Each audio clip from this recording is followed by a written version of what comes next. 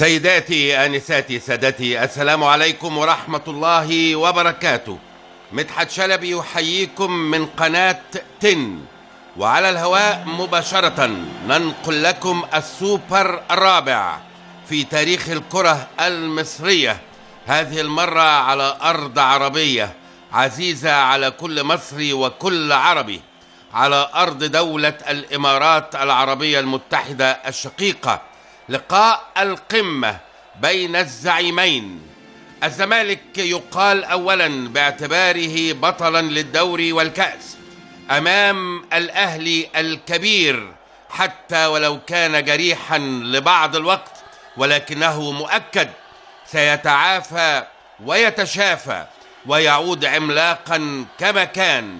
لا أقصد في هذه المباراة تحديدا، ولكن أقصد بشكل عام بعض الدخلات الجميلة للجماهير الزملكاوية وعلم نادي الزمالك، وفي المقابل أيضا صحبة الورد الحمراء الجميلة الأهلي. استاد روعة روعة روعة روعة روعة، وتنظيم أكثر من رائع، والآلاف تحتشد في هذا الاستاد الكبير، ومصافحة للفريقين. نادي الزمالك تشكيله اليوم ولقطة روعة روعة روعة روعة روعة روعة، وأرى في خلفية الصورة السيد المستشار مرتضى منصور رئيس نادي الزمالك، والمهندس محمود طاهر رئيس النادي الأهلي، كليهما يصافح اللاعبين، وهو المطلوب التآخي بين الكبيرين، بين الزمالك والأهلي. هذا التآخي الذي نسعى دوما إليه كإعلام، ونتمنى أن ينتقل بسرعة إلى قلوب وعقول الملايين الذين عليهم أن يدركوا ويعرفوا تماما أن الأهلي والزمالك، الزمالك والأهلي جميعا أشقاء، نتنافس بقوة ونتنافس بمنتهى المصداقية والموضوعية على أرض الملعب، ولكن في النهاية نبقى جميعا أصدقاء بعد أن يطلق الحكم صفارة النهاية. اليوم النهاية إما بيضاء وإما حمراء، ولا وجود لكلمة التعادل في هذا اللقاء. 90 دقيقة من الأداء بإذن الله الشيق الممتع بين الكبيرين. إذا فاز أحدهما مليون مبروك، إذا انتهى الوقت الأصلي بالتعادل سنذهب مباشرة إلى ركلات الترجيح من نقطة الجزاء. عيد كروي رائع رائع رائع في الإمارات، والله زمان زمان والله على هذه الجماهير الجميلة اللي وأنا بتكلم دلوقتي، وعارف إن الملايين بيسمعوني، وأيضا المسؤولين الكبار. نحن نطلب عودة الجماهير بوضع رائع بإذن الله، وإن شاء الله بكل الضوابط المطلوبة تعود الجماهير إلى المدرجات، لأنها روح المباريات. المدرجات أسست للجماهير، وكرة القدم قننت وشرعت من أجل الجماهير. ومن هنا وفي هذا اليوم الرائع وفي هذا السوبر المرتقب ننتظر جميعا بإذن الله عودة الجماهير. السلام الوطني.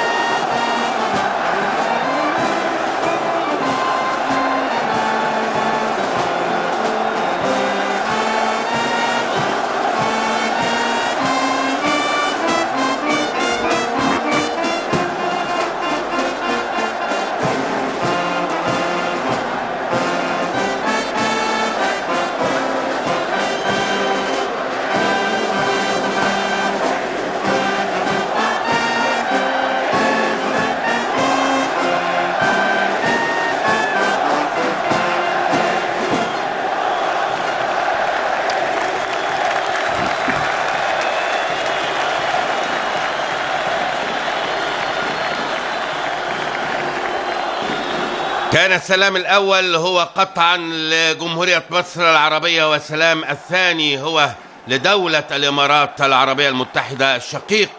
تشكيل نادي الزمالك أمام حضراتكم. يبدأ في حراسة المرمى أحمد الشناوي، خط الظهر من اليمين للشمال أحمد توفيق، أحمد ويدار، علي جبر، حمادة طلبة، عمر جابر، طارق حامد، محمد إبراهيم، معروف يوسف، ومعهم كهربا في منطقة الوسط، وفي الأمام باسم مرسي.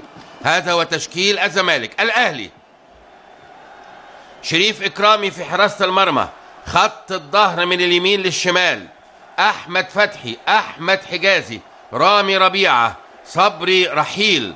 وسط الملعب رمضان صبحي، حسام عاشور، حسام غالي، عبد الله السعيد، ومعهما وليد سليمان، وفي الأمام ملك إيفونا. هذا هو تشكيل الزمالك والنادي الأهلي. البدلاء لنادي الزمالك: محمد أبو جبل، محمد كوفي، أيمن حفني، إبراهيم صلاح، أحمد حسن مكي، محمد عادل جمعة، ومصطفى فتحي. بدلاء النادي الأهلي: أحمد عادل، عمرو جمال، مؤمن زكريا، حسين السيد، عماد متعب، جون أنطوي، ومحمد نجيب. بكده نادي الزمالك خرج من حساباته جنش وإسلام جمال وأحمد حمودي وإبراهيم عبد الخالق، بينما النادي الأهلي خرج من حساباته في هذه المباراة أحمد الشيخ، محمد حمدي زكي، سعد الدين سمير، مسعد عوض، وأحمد عبد الظاهر، بالإضافة للمصاب شريف حازم. ثواني وينطلق السوبر الرابع. هذه المباراة المرتقبة الملايين في الوطن العربي كله وأيضا في العالم كله من الدول العربية الشقيقة ومن مصر يتابعون في هذه اللحظات هذه المباراة. طاقم التحكيم كارلوس كاربيلو وهو الأسباني، ومعه مواطنيه روبرتو ألونسو، جان كارلوس، وحكم رابع كارلوس ديليسيرو. تحفة معمارية، تحفة معمارية نشاهدها الآن من دولة الإمارات. الجماهير المصرية والعربية تحتشد في هذا الاستاد الكبير. اختار كده وبقى نادي الزمالك على شمالنا والنادي الأهلي على يميننا. نادي الزمالك بطاقمه الكامل لأنه هو صاحب الأرض، النادي الأهلي بالتيشيرت الأحمر والجورب الأحمر، بينما بالشورت الأزرق. ثواني ويطلق كارلوس كاربالو صفارة بداية المباراة. يا سلام على السبايدر، يا سلام على الكاميرا السبايدر الجميلة. عقبال عندنا وبدأت المباراة. خلفية لحمادة طلب على وسط الملعب، نقلة والتانية المعروف يوسف الشمال، طويلة في اتجاه باسم مرسي ولكن على طول رامي ربيعة، وتبقى أول رمية تماس في المباراة لصالح نادي الزمالك من ناحية الشمال. مباراة عصيبة للغاية، مؤكد فيريرا يفكر بعمق، يلتقي أمام الكبير النادي الأهلي ويرغب في الحصد الآخر لبطولة ثالثة، بينما النادي الأهلي يريد قطعا أن ينتفض وتسديده لكن خارج المرمى من محمد إبراهيم في أول إطلالة له بعد غياب طويل. ومفاجأة في التشكيل، كتير قوي ما كانش متوقع محمد إبراهيم في التشكيل. أيضا اتقال لغاية امبارح إن هو مصاب وخارج الحسابات، ولكن دائما هي بعض خداعات المدربين في لقاء القمة. من ناحية الشمال لما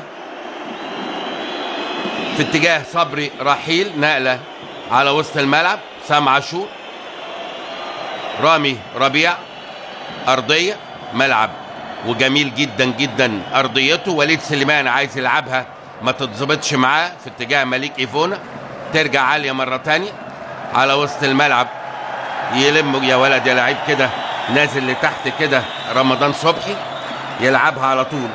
صبري رحيل في الشمال، استلام وداخل لجوه عبد الله، واحده طويله خطيره جدا في اتجاه مليك ايفونا، لكن ارتقاء روعه من حماده طلبه المعروف يوسف. ايضا احد المفاجآت الاخرى فيريرا النهارده غايب اديله فتره معروف، لكن وفقا للي قدامي انه فيريرا عامل كده تشكيل شكله الى حد ما دفاعي الى حد ما، لكن هيبان ارتقاء من رامي ربيعه وباسم مرسي على طول، وصفاره من كارلوس كاربالو، وضربه حره مباشره لصالح نادي الزمالك. معروف ارضيه مقطوعه على وسط الملعب، لكن كالعاده كهربا عايز يرقص ويعدي ياخد فاول النادي الاهلي، وضربه حره لصالح وليد سليمان من ناحيه اليمين. حماده طلبه واخد الكره كده في ايده، تعليمات سريعه من كارلوس كاربالو. عبد العزيز عبد الشافي والمهمه المؤقته، الله يكون في عونه. الحقيقه مباراه واحده، ولكنها مباراه تاتي في توقيت صعب جدا جدا للنادي الاهلي، لكنها تبقى دائما كره القدم يا جماعه.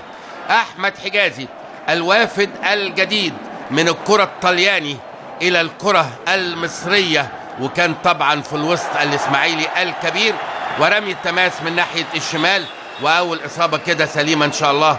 علي جبر في اشتراك في منتهى القوه مع عبد الله السعيد، لكن عبد الله الحقيقه ما ارتكبش اي خطا في الكره اللي فاتت. علي جبر طالع وراكب الحكايه كلها زي الحصان، لكن يقع على الارض ويمسك رجله، وارتقاء روعه. دي صوره فوتوغرافيا تتحط في صدر صفحه رياضيه.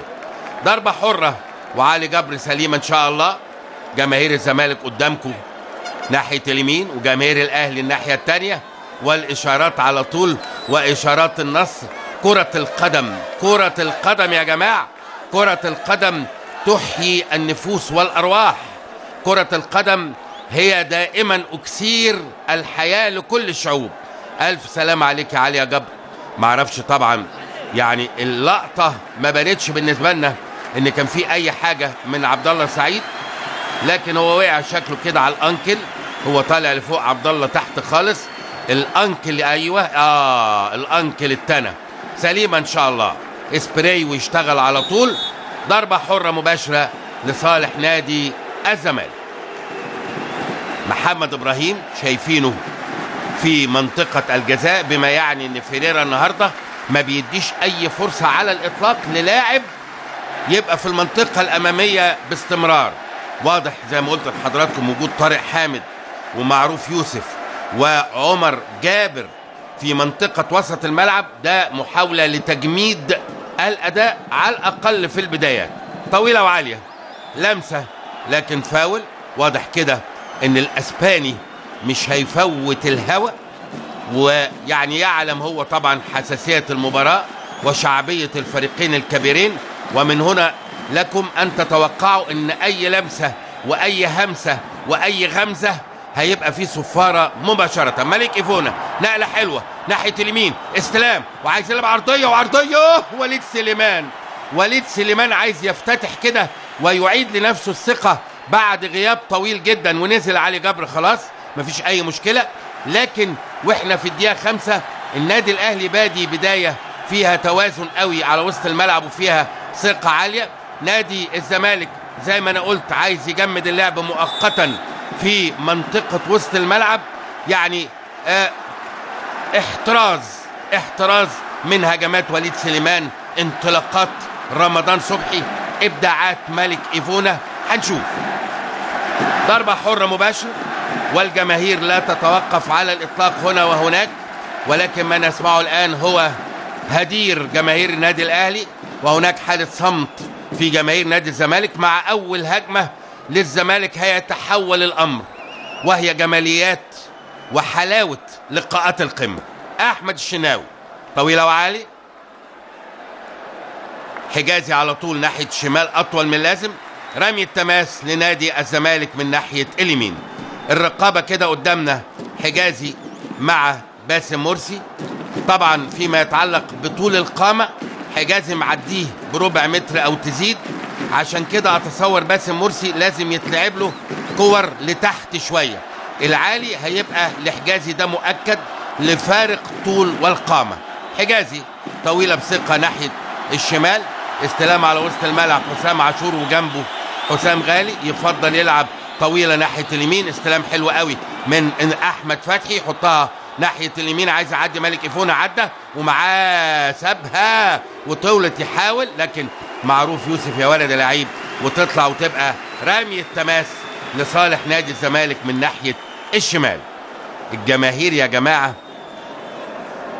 كل واحد داخل الملعب بيعتبر نفسه إنه هو اللي بيلعب النهاردة، ولو حد جاب جون هتلاقيه بيرفع ايده بقوة كما لو كان هو احرز الجون.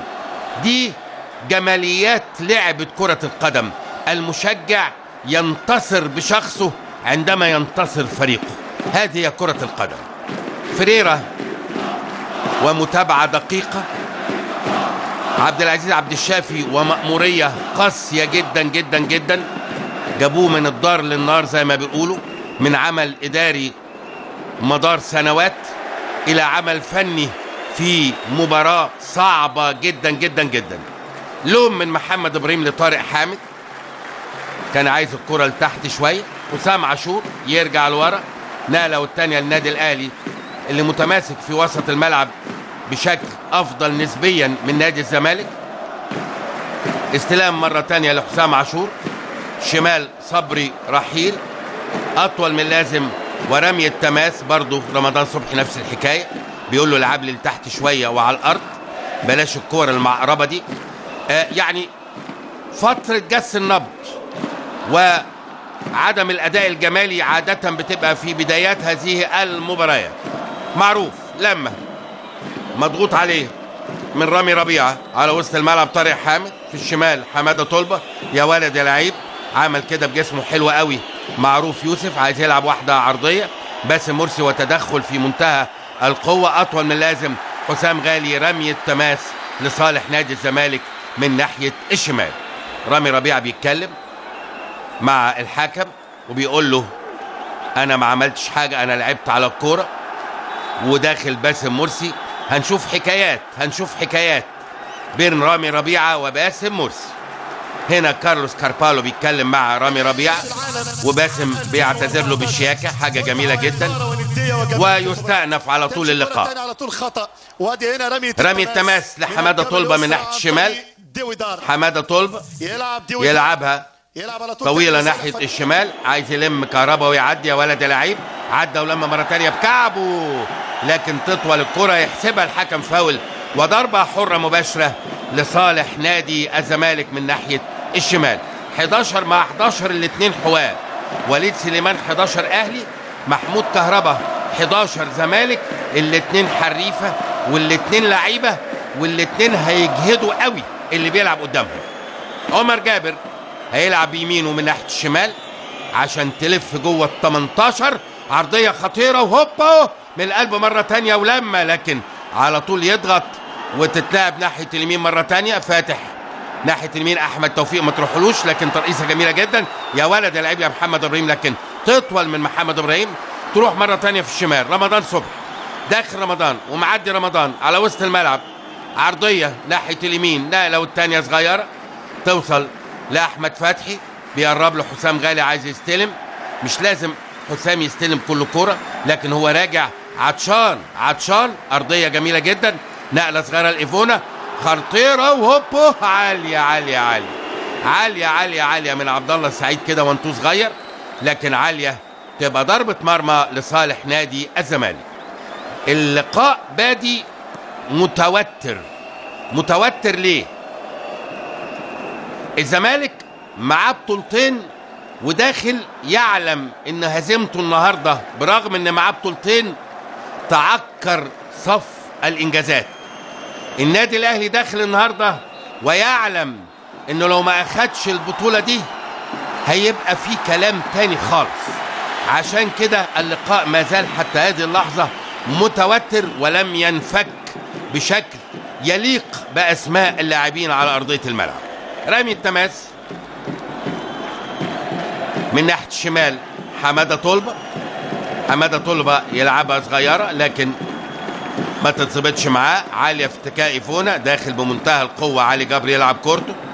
في اليمين محمد ابراهيم، نقله صغيره لاحمد توفيق، انطلاقه من احمد توفيق وعايز يعدي بقوته، تدخل احمد حجازي على وسط الملعب، طارق حامد مره ثانيه المتالق وخطيره جدا، وباسم مرسي وهوبو، لكن في تسلل وضربه حره غير مباشره لصالح النادي الاهلي. فعلا متسلل. يا سلام على الاسباني، يا سلام على الاسباني. صح الصح، صح الصح. ادي الزملكاويه والناحيه الثانيه الاهلاويه، والليله هتبقى ليله مهلبيه ان شاء الله، مهلبيه حلوه ككره قدم. مين يكسب ما تفرقش بقى بالنسبه لنا احنا كجماهير ومعلقين، والحكايه والروايه. المهم نتمتع وان شاء الله نتمتع.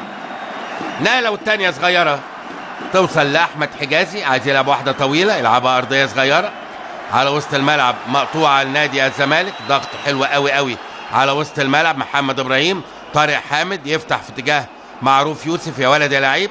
في الشمال لكهربا المزعج جدا، كهربا ارضيه حلوه قوي قوي، خطيره خطيره. يلم محمد ابراهيم وعايز ينقل ومعروف، وهوب عاليه عاليه عاليه. لكن بدا نادي الزمالك يغزو المنطقه الهجوميه وبدا يتماسك بقوه. انطلاقات معروف من ناحيه الشمال، تسليكات محمد ابراهيم امام منطقه جزاء النادي الاهلي هتتعب الديفنس جدا جدا جدا. لسه النادي الاهلي ما شفناش هجمات منظمه امام منطقه جزاء الزمالك، لكن الزمالك في الثلاث اربع دقائق الاخيره دي بانت خطورته امام منطقه جزاء الاهلي بشكل في نظام افضل هجوميا. نقله والثانيه في اليمين تجاه احمد فتحي، عايز يلعب العرضيه ارضيه. حصار زملكاوي قوي جدا. فيريرا بقول لحضراتكم فارض سياج من حديد في وسط الملعب على اساس ان هو ما يديش اي فرص لمهاجمي النادي الاهلي. نقله والثانيه وليد سليمان صغيره مش منضبطه من حسام غالي، فاول وضربه حره مباشره للنادي الاهلي. تدخل قوي جدا جدا جدا. رايح الحكم الاسباني كارلوس كاربالو يقول ما فيش داعي للكلام ده. داخل بقوه حسام غالي، كهربا كمل بركبته، وقعوا الاثنين على الارض. هنشوف قرار الحكم ايه. لكن مباراه يا جماعه صعبه صعبه صعبه، ولا حد يقدر يقول، ولا اجدع محلل يقدر قبل المباراه يقول مين هيكسب. الزمالك عنده لعيبه تصنع الفارق زي كهربا وباسم مرسي وعمر جابر، وايضا صلابه احمد توفيق مع علي جبر، ومهاره محمد ابراهيم اذا كان فايق. والاهلي هنقول حالا بعد ما نشوف الهجمه دي معروف يوسف يخرم، يتدخل وليد سليمان، تروح في الشمال لكهربا عايز يغمزها ويعدي، راح احمد فتحي يلعبها طويله على وسط الملعب مره ثانيه. مليك ايفونا في وسط ثلاثه. حصار صعب جدا، حصار صعب جدا.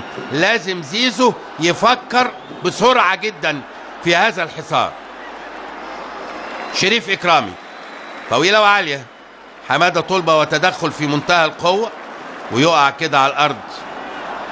كهربا عايز يعدي بكوبري، لكن احمد فتحي ده يا كهربا، احمد فتحي مش كل فيشه هتمشي فيها يا كهربا. واقع على الارض حماده طلبه، الف سلامه يا حماده. ادي الكره اللي فاتت وادي طلبه وكان معاه حسام غالي، وقع على الارض صعبه جدا، لكن سلامه سلامه ان شاء الله. النادي الاهلي عنده لعيبه تصنع الفارق. عنده في وسط الملعب رمضان صبحي يصنع الفارق اذا كان فايق، حسام غالي شرحه، عبد الله السعيد بتسديداته البعيده، قدرات رامي ربيعه وحجازي في قلب الملعب، ثم مليك ايفونا بسرعته اذا كان فايق. هنا في قدرات وهنا في قدرات. يبقى قدرات المدربين على انه يخلي كل فريق من الفريقين يستغل اقصى قدر من طاقات لاعبين. شريف اكرامي طويله وعالي، مليك ايفونا ما ياخدهاش، حماده طلبه على طول على وسط الملعب. حسام عاشور دينامو وسط ملعب النادي الاهلي. حسام مره تانية تحرك له غالي، يرجع لورا غالي، نقلتين ثلاثه لاسدين قصر النيل حجازي وربيعه. استلام على الارض مره تانية وثالثه، ترجع لحجازي عايز يلعب واحده طويله، يلعبها ارضيه جميله لوليد سليمان، ياخدها مره تانية وليد وبيقرب له عبد الله السعيد. وليد سليمان بخبرته يلم كورته. حسام عاشور نقله والثانيه حلوه قوي، شكل النقله حلوه، شكل النقله حلوه حلوه حلوه حلوه، عرضيه، لكن تدخل في توقيت روعة الروعة، روعة الروعة. عدى حلوة قوي قوي صبري رحيل من تمريرة روعة الروعة، عايز يلعبها عرضية، اتأخر وتبقى ضربة ركنية للنادي الأهلي. صبري بيقول مفيش غير واحد بس، طب العب يا أخي الواحد، يمكن على كل الأحوال تبقى رؤى كل لاعب. ضربة ركنية عبد الله السعيد عالية من القلب على طول، يطلعها علي جبر أطول من لازم، ورمي التماس لنادي الأهلي من ناحية الشمال. صبري رحيل، عبد الله السعيد على وسط الملعب، رامي ربيعة، أحمد فتحي بيدور أرضية صغيرة، وليد سليمان، أحمد فتحي مرة تانية بيقرب له حسام غالي، استلام. حسام بيحب يلعب الكرة الصغيرة دي وبعدين يفاجئ بواحدة طويل. حسام بيدور، عايز ينقل كتير. بص حضراتكم الصورة هي مفتوحة، هتلاقي كل لاعيبة الزمالك في نص ملعبها، منهم 7 أو 8 قدام منطقة الجزاء اهو. عشان كده الاختراق صعب جدا جدا جدا. يبقى مهارات وامكانيات وفكر عبد العزيز عبد الشافي، فكره في هذا التوقيت. نقلتين 3 للنادي الاهلي. حسام غالي بيدور يلعب عرضيه، النادي الاهلي عايز ياخد ثقه اكتر، عشان كده بينقل كتير. حسام غالي حلوه قوي، خطيره قوي يا راجل، حرام عليك، يا نهار ابيض. نقله حلوه من عبد الله سعيد، ولم بيمينه وما رحمش بشماله. مليك ايفونا لمها لمه حلوه قوي، بص اللمه حلوه، شمالك في البعيده يا ايفونا، يا حلوه. اول هجمه في منتهى الخطوره للنادي الاهلي. واضح ان علي جبر مازال بيعاني من انكل رجله، وفعلا هيحصل تغيير يبدو مبكر للغايه، هنشوف. عشان كده خلاص خساره كبيره جدا، الانكل صعبه. نازل محمد كوفي، اذا محمد كوفي رقم 8 بدلا من علي جبر، وهو تغيير اضطراري. لا فريرة، الف سلامة عليك يا علي، الف سلامة عليك يا علي. لعيب راجل ولاعيب كبير قوي، ما عندوش حظ في الكرة اللي طلع فيها عالي، وحتى الماتش اللي فات ما عندوش حظ في الكارت الاحمر اللي اخده امام النجم الساحلي. هنا ما عندوش حظ وهنا ما عندوش حظ، لكن الجايات كتير يا علي ان شاء الله. سلامتك، الف سلام. حجازي على وسط الملعب، حسام عاشور. بصوا اللقطه يا جماعه، كل الزمالك فين؟ شايفين التيشيرت الابيض؟ مفيش الا باسم لوحده قدام. تعليمات صارمه من البرتغالي فيريرا، وعاده المديرين الفنيين البرتغال تحديدا بيميلوا للحكايه دي، ان هو يجمد وسط الملعب ويفاجئ. وادي احمد فتحي، عرضيه معديه خطيره، وهوب يا نهار ابيض. ورمضان عايز يعدي ويسحبها، ما تتسحبش معاه، يضغط كوفي يا ولد العيب، تبقى رمي تماس. النادي الاهلي بدأ في انتفاضة حمراء قوية جدا في ال5 دقائق الاخيرة. من ناحية شمال عايز يعدي صبري، وعدى وخطيرة اطول من لازم، كوفي يتدخل على طول ويلعبها طويلة. نادي الزمالك كله مرتد لتحت خالص. حسام غالي بيحب قوي النقل الصغير حسام، وده فكر رائع جدا، لعيب كبير جدا، انه يقول لك الم اللعيبه بتاعت الزمالك عليا في الصغير وبعدين اروح لواحد طويل. اهو بص حسام غالي كل نقله صغير اهو حسام غالي، وبعدين يفاجئنا بواحده طويله. اهو بص الصغير يا ولد يا لعيب، فكر. وليد سليمان وتسديده، لكن بره تبقى ضربه مرمى لصالح نادي الزمالك. 21 دقيقه من زمن المباراه، وما زالت النتيجه تعادل بدون اهداف بين الزمالك والاهلي على استاد هو رقم 1 في العالم، استاد هزاع بن زايد. احمد الشناوي، وادي باسم مرسي وحيدا بين اسدين قصر النيل، حجازي وربيعه. والجماهير حاجه تفرح.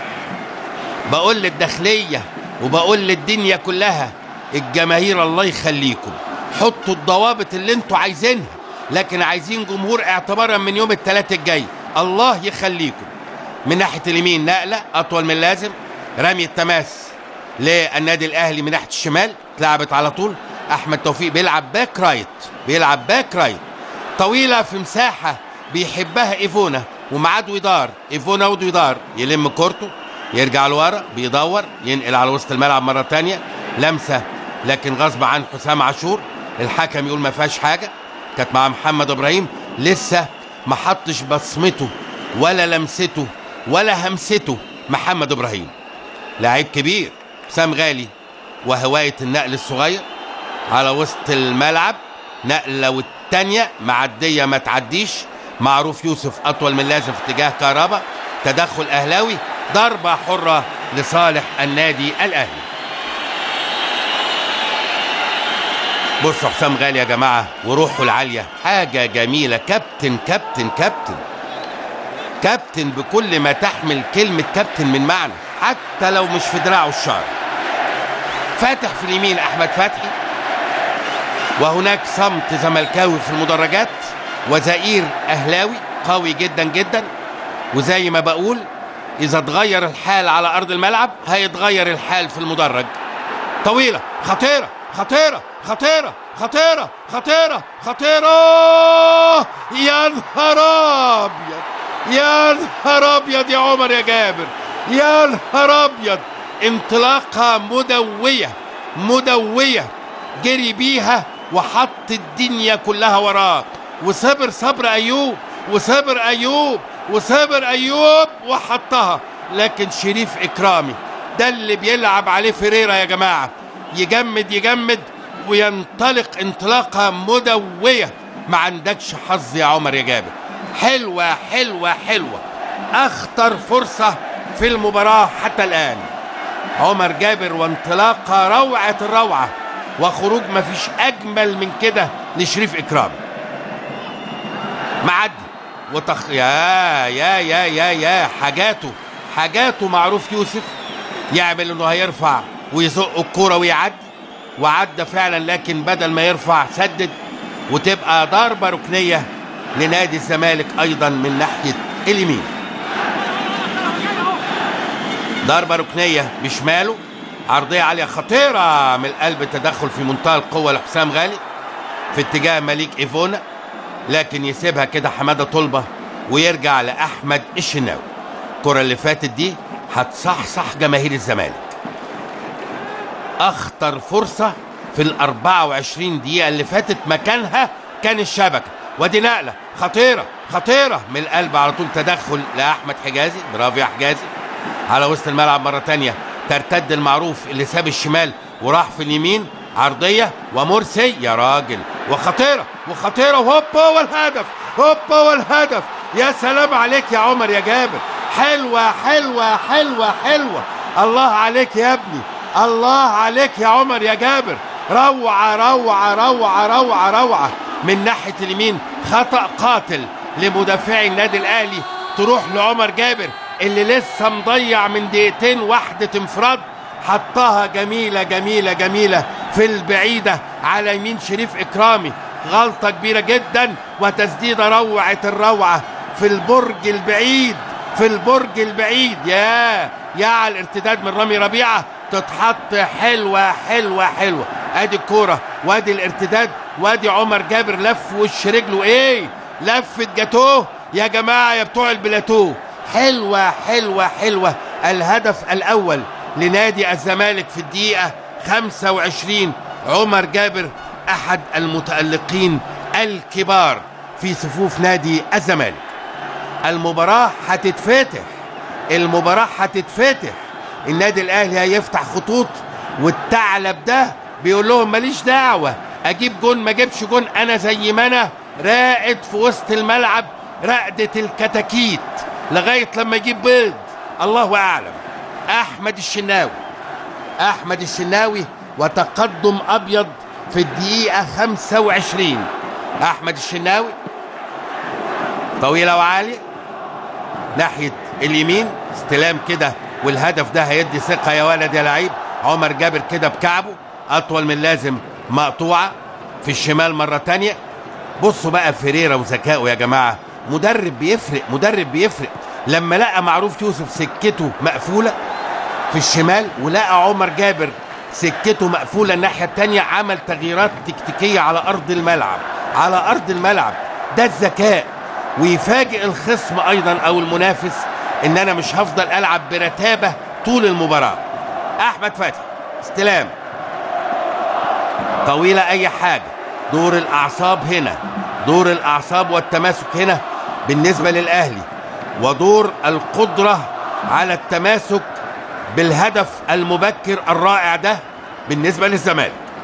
كوفي على وسط الملعب، طارق حامد، حمادة طلبة يفتح في الشمال لكهربا، أحد المبدعين، عايز يرقص على وسط الملعب 3-4 نقلات في منتهى الثقة، لكن النقلة الخامسة غير منضبطة. رامي ربيعة، حسام عاشور يرجع لحجازي. غلطة واحدة يا جماعة بهدف على طول. هذه المباريات لا تحتمل أخطاء على الإطلاق، وإن كان خطأ غير مقصود، لأن الكرة ضربت في رجله وارتدت لعمر جابر اللي كان في المكان والزمان. دي كرة القدم. أحمد حجازي، لكن لسه بدري جدا جدا جدا، المباراة ما زال فيها الكثير والكثير. مرة تانية أحمد حجازي وباسم مرسي، مجهود كبير جدا. رامي ربيعة طويلة وعالية، استلام بزقة كده لكن تروح للنادي الأهلي دفعة. ضربة حرة مباشرة على طارق حامد، أحد المجيدين والمتألقين في وسط ملعب نادي الزمالك، اللي قدر يحط اسمه في الملعب ويخلي إبراهيم صلاح بره الملعب. دي الكورة تدي للي يديها. إبراهيم صلاح كمان لعيب كبير جدا جدا. باسم بكعبه الكهرباء ما توصلش. فيريرا ما بيعجبوش الحاجات دي. زيزو يعني مش عايز أظلمه، لأنه في النهاية زي ما قلت في البداية أخدوه من الدار للنار، لكن هذه كانت ظروف النادي الأهلي في هذا التوقيت. أرضية وليد سليمان اللي بدأ يخش على وسط الملعب. حكم بيقول ما فيهاش حاجة، خلي بالك ده اسباني مش اي حاجة هيحسبها. باسم مرسي ورامي ربيعة، حط جسمه ورمي التماس لصالح النادي الاهلي من ناحية اليمين. رامي ربيعة مستعجل جدا، لازم يبقى فيه هنا تماسك شوية. المباراة ما زالت مبكرة للغاية جدا، وبالتالي الاستعجال غير مطلوب على الاطلاق. اي استعجال يفقد اللعيبة اتزانها. وليد سليمان، وليد سليمان، وليد سليمان، خطيرة خطيرة، لكن يا ولد يا لعيب، يا ولد يا لعيب. حمادة طلبة اللي بيلوموه على طول وبيلوموا فيريرا على طول، بتلاقيه احيانا في التوقيتات الصح وصح الصح. ضربة ركنية للنادي الاهلي. وليد سليمان لسه ما دخلش في فورمته. عرضية ترجع لوليد مرة تانية. حسام غالي، احمد فتحي، وليد سليمان، أرضية بيحاول يشوف ثغرة خطيرة. هوبا يا شناوي، حلوة حلوة حلوة حلوة حلوة حلوة، لفة جميلة جميلة جميلة من مليك إيفونا بيمينه، روعة الروعة. والشناوي بمنتهى اللياقة والأناقة واللباقة والشياكة يطلعها بره وتبقى ضربة ركنية. الحكم هنا والمساعد بيرفع الراية.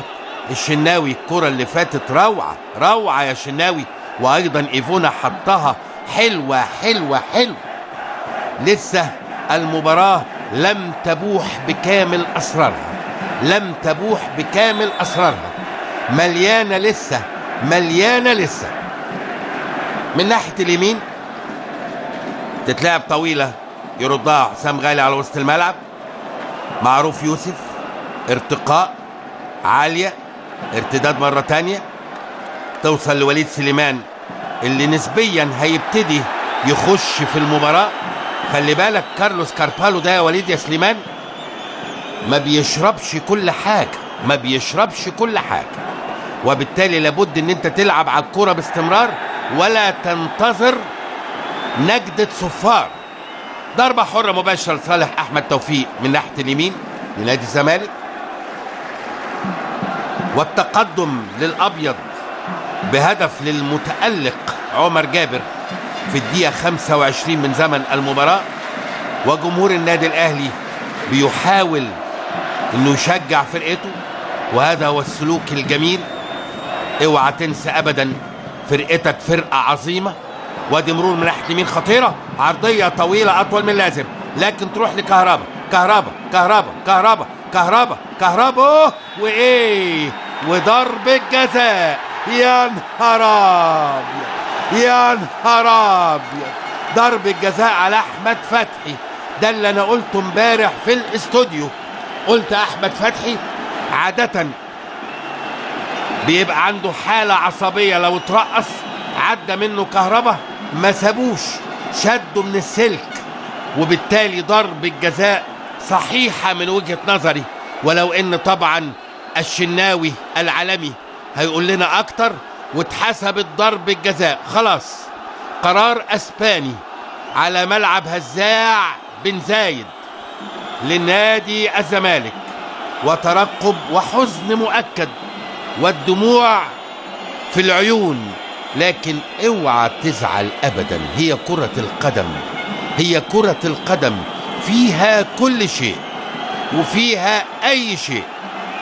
ضربة جزاء هيلعبها كهربا في النجم الساحلي، حطها في الوسط بالراحة. يا ترى هنا هيحطها ازاي؟ ترقب كهربا وشريف إكرامي. كهربا هوبو وحشة يا كهربا. ده اللي انا قلته. هيحطها ازاي؟ حطها ضعيفة جدا جدا جدا، وفي وسط الملعب. اللي شافك في النجم الساحلي يا كهربا هيكتشف بسهولة جدا ان انت هتحطها بنفس الاسلوب. علشان كده كان لازم حد غير كهربا هو اللي يشوط. الجون ده لو دخل كانت الليلة خلصت بنسبة كبيرة. لكن كهربا أعاد مرة تانية التيار الكهربائي، ولكن المرة دي للنادي الأهلي. صغيرة من ناحية الشمال، لما ممكن جدا ضربة الجزاء دي تصحصح الأهلاوية وتعطي بعض الإحباط النسبي للزملكاوية. هنشوف هنا حصل ايه. كارلوس كاربالو رايح بيتكلم مع رمضان صبحي ومحمد ابراهيم، ورمضان صبحي بيقول له مفيش داعي للحركات دي. ادي طارق فتحي، وادي تدخل طبيعي، تدخل راس في يا جماعة بكلم الاتنين، بلاش الحركات. الاسباني مش هياكل من الكلام ده على الاطلاق، لكن هيجي ويتكلم يقول لك ايه، خلي بالك الحركات دي بلاش منها، خلي بالك انت كمان ما تعملش الكلام ده، والا هيبقى عندي قرار صارم. لكن حكم لغايه دلوقتي يا جماعه 10/10. رامي ربيعه، حسام عاشور، لغايه دلوقتي من وجهه نظري لسه الكابتن زيزو ما اكتشفش مفاتيح نادي الزمالك. لغايه دلوقتي هو يشاهد مثلما نحن نشاهد، مش قادر يفتح ثغرات حقيقيه، كمان مش قادر يفك تكتل الزملكاويه في وسط الملعب، وكمان مش قادر يعمل حوائط ساده امام منطقه مرماه بشكل حقيقي وفعال. شناوي يشتكي من رجله، اتصور بيحاول يهدي اللعب، اتصور هذا، لكن مباراة مفتوحة وجميلة جدا جدا جدا. الاهلي حاول فيها في البدايات، وادي الكرة ضربت في رجله غصب عنه، الحقيقة غصب عنه، ضربت في رجله غصب عنه، اعتقد في رجل صبري رحيل، ما يقصدهاش ابدا، هي جت في رجله، وبالتالي راحت سهلة جدا جدا جدا لعمر جابر. ادي ضربة جزاء سهلة قوي قوي قوي من كهربا. الشناوي توقعها ببراعة، شريف إكرامي توقعها ببراعة، وربما تكون نقطة تحول او ربما تكون نقطة انطلاقة جديدة للزمالك. شريف إكرامي، والناحية التانية الشناوي بيتعالج. تصدي رائع جدا جدا في الكرة دي لشريف إكرامي. قبل منها تصدي روعة الروعة لأحمد الشناوي من تسديدة إيفونا. قام الشناوي بيقول هلعب مفيش حاجة، وهو بالفعل مفيش حاجة، لكن بتبقى يعني عايز يهدي اللعب، عايز يهمد شوية لعيبة النادي الأهلي. رؤى وأفكار. كهربا طلبة معروف، شايفه متألق معروف الحقيقة، يعني معروف قال له عيب اعمل معروف، كفاية بقى كفاية بقى. لكن النهارده معروف متألق على عكس التوقع. عشان كده فيريرا ملقب بالذئب، عنده أفكار بتفاجئ جميع. الكل كان متصور النهارده إن أيمن حفني هو اللي هيلعب، فاجئنا بمعروف ومحمد إبراهيم. طويلة وعالية سهلة في متناول شريف إكرام. فرق 1 للزمالك غير فرق 2 كتير جدا جدا جدا. فرق 2 يخلي المشوار طويل. فرق 1 يعني في ثانية. حجازي، حسام عاشور ماشي، حسام بالعرض، دور على حسام غالي اللي لسه ما قدم لناش ابداعاته حتى الان. طويله اي حاجه تروح لكوفي، نقله صغيره لدويدار، ارضيه مقطوعه من دويدار، خطيره عرضيه غير منضبطه يا ولد يا لعيب. دويدار من المكان الصح جدا جدا جدا.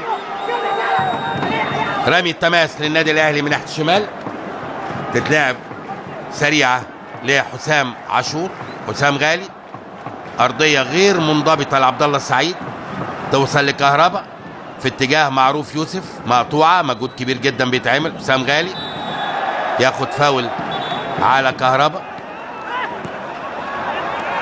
حسام غالي مره تانية بيدور ارضيه، وليد يلعبها صغيره اطول من اللازم. يا ولد يا كوفي يا لعيب كوفي لعيب كبير يا جماعه. معروف طويله، احمد فتحي وكهربا. يتفوق المره دي احمد فتحي، لازم يقلل من عصبيته.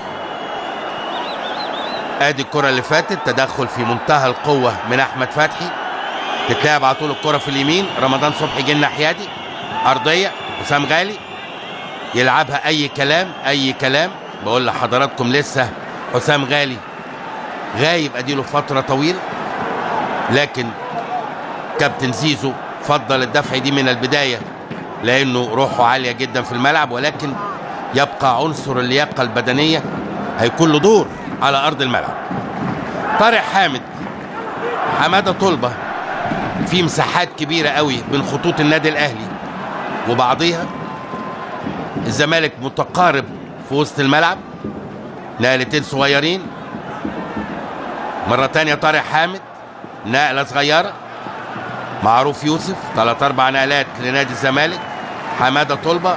بصوا المساحات يا جماعه، مفيش رقابه او مفيش التصاق من جانب لعيبه الاهلي في الوسط مع لعيبه الزمالك، عشان كده الاستلام سهل في وسط الملعب للاعيبه الزمالك.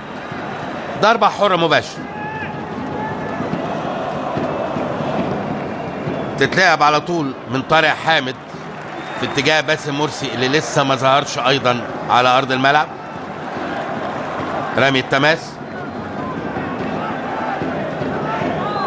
كله واقف ومترقب. دي 40 تفرق قوي، يطلع ما بين الشوطين كسبان 1 غير لما يطلع متعادل، سواء هنا او هنا. ضربة مرمى لصالح النادي الاهلي. كابتن زيزو هو بطبيعته هادئ. رامي ربيعة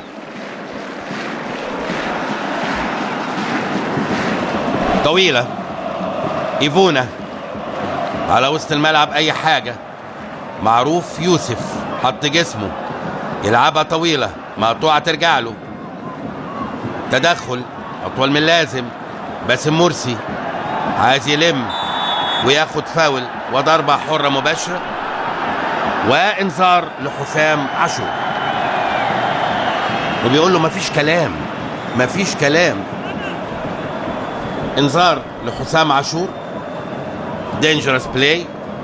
هنا ليه؟ لانه شايفه هو طبعا، ما جاتش في وشه، جت في كوعه، لكن كوعه ولا وشه في الحالتين هو متعمد اللعبة دي. تبقى ضربة حرة مباشرة لصالح نادي الزمالك في الدقيقة 42. هيلعبها المتألق طارق حامد، طويلة في الشمال، كهربا واحمد فتحي سحبت معاه لبره، رامي التماس. هيتعب قوي احمد فتحي، واحمد فتحي لازم يتماسك عصبيا عشان يقدر يلعب معاه. انطلاقه من رمضان صبحي غير موفقه، مقطوعه على وسط الملعب مره ثانيه لنادي الزمالك. كهربا احتفاظ بالكوره مهم جدا، بمنتهى الروح الجميله. كهربا طلع الكوره عشان حسام عاشور، هيقوم مفيش حاجه ان شاء الله. روح رياضيه جميله جدا على ارض الملعب، نتمنى ان تسود ايضا بين الجماهير اللي بتسمعنا من هنا وهناك. تشجيع الحلو مفيش اجمل منه. شجع فرقتك زي ما انت عايز وانبسط زي ما انت عايز، لكن في النهايه نحترم كلنا بعضنا برقي وتحضر، برقي وتحضر. انفعالات جماهيريه في المدرجات وضع طبيعي جدا جدا جدا. هنا زعلان والناحيه التانيه فرحان، والله اعلم بعد شويه المشاعر هتبقى ايه. هي كرة القدم عنوانها الرئيسي انها ملكة التقلبات. سلام على المنظر وجماله، يا سلام على المنظر وجماله. علم مصر، مصر الأبية، مصر العظيمة، مصر الحرة، مصر بإذن الله اللي في طريقها لكل تقدم وازدهار إن شاء الله. طارق حامد يغير ملعب في الشمال للمزعج كهربا، يرجع في اتجاه حمادة طلبة لطارق حامد دينامو نادي الزمالك. امتلاك الكرة 40% زمالك 60% أهلي، ولا تلزمني، اللي يلزمني مين الكسبان. مرة تانية كهربا وفتحي، منظر سيتكرر كثيرا. حسام عاشور برضو عنده زكة كده مهم جدا. حسام عاشور، حمادة طلبة رامي التماس من ناحية الشمال. حمادة طلبة طويلة. محمد إبراهيم اللي اختفى عن المشهد اديله شوية حلوين، اطول من لازم. يا ولد يا دويدار يا لعيب. مكسب كبير جدا دويدار في منطقة دفاع نادي الزمالك، لانه لاعب كورة بيعرف يمسك الكورة تحت رجله ويلعب، وده مهم قوي. ضربة حرة مباشرة على صبري رحيل. محمد إبراهيم من ناحية اليمين، ادي الانطلاقة وتدخل قوي جدا من صبري رحيل. تبقى ضربة حرة من ناحية الشمال وفرحة زملكاوية. اضحك وافرح زي ما انت عايز. طارق حامد طويلة وعالية. فتحي وكهربا، فتحي وكهربا، ياخدها فتحي على وسط الملعب. رمضان صبحي اي كلام. شايف انا محمد نجيب بيسخن، وخلي بالك ان صالح جمعة كابتن عبد العزيز طلعه خالص بره السكور، معرفش ليه. نادي الزمالك ماسك كوره في وسط الملعب.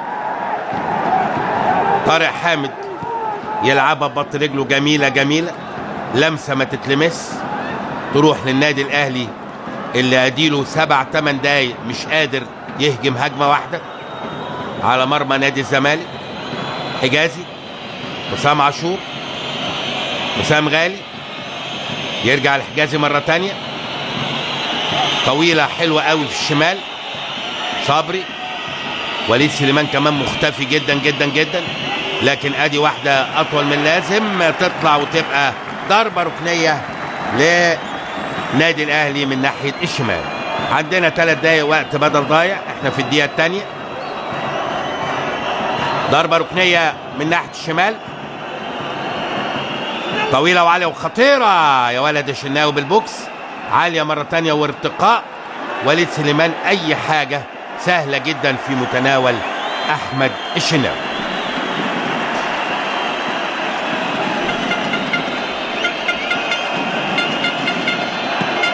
الشناوي طويلة وعالية، رمي التماس النادي الأهلي من ناحية الشمال. أتصور هي آخر فرصة للنادي الأهلي في الشوط الأول. صبري رحيل، سام عاشور، رامي ربيعة.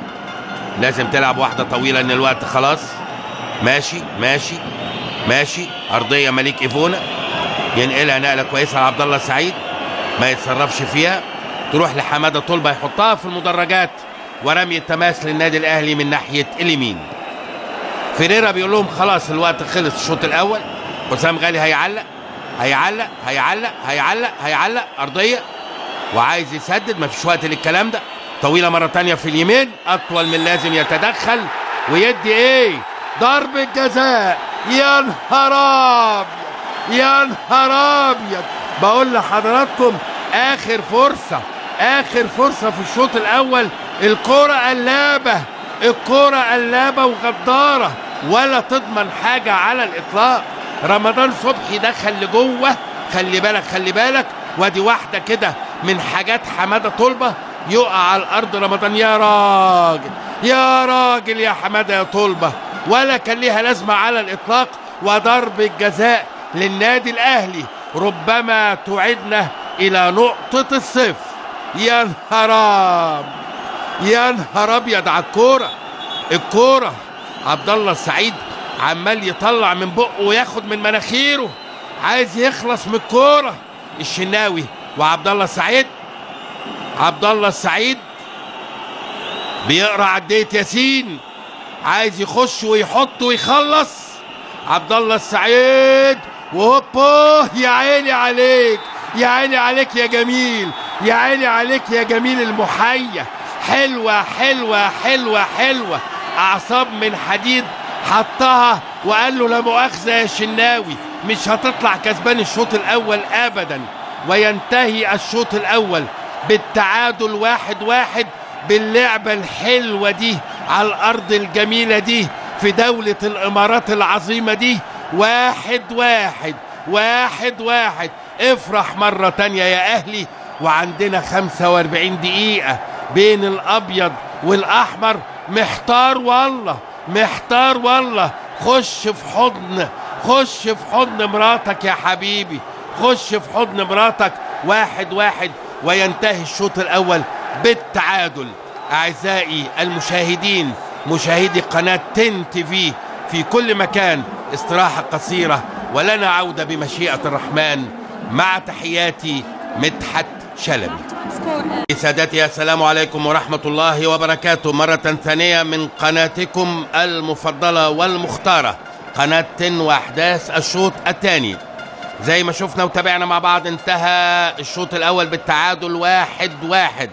تقدم بداية عمر جابر لنادي الزمالك في الدقيقة 25 بكرة روعة الروعة على يمين شريف إكرامي، ثم تعادل عبد الله السعيد في الدقيقة الثالثة من الوقت بدل الضائع للنادي الأهلي بضربة جزاء حطها حقنة بنج جميلة جميلة جميلة على شمال أحمد الشناوي.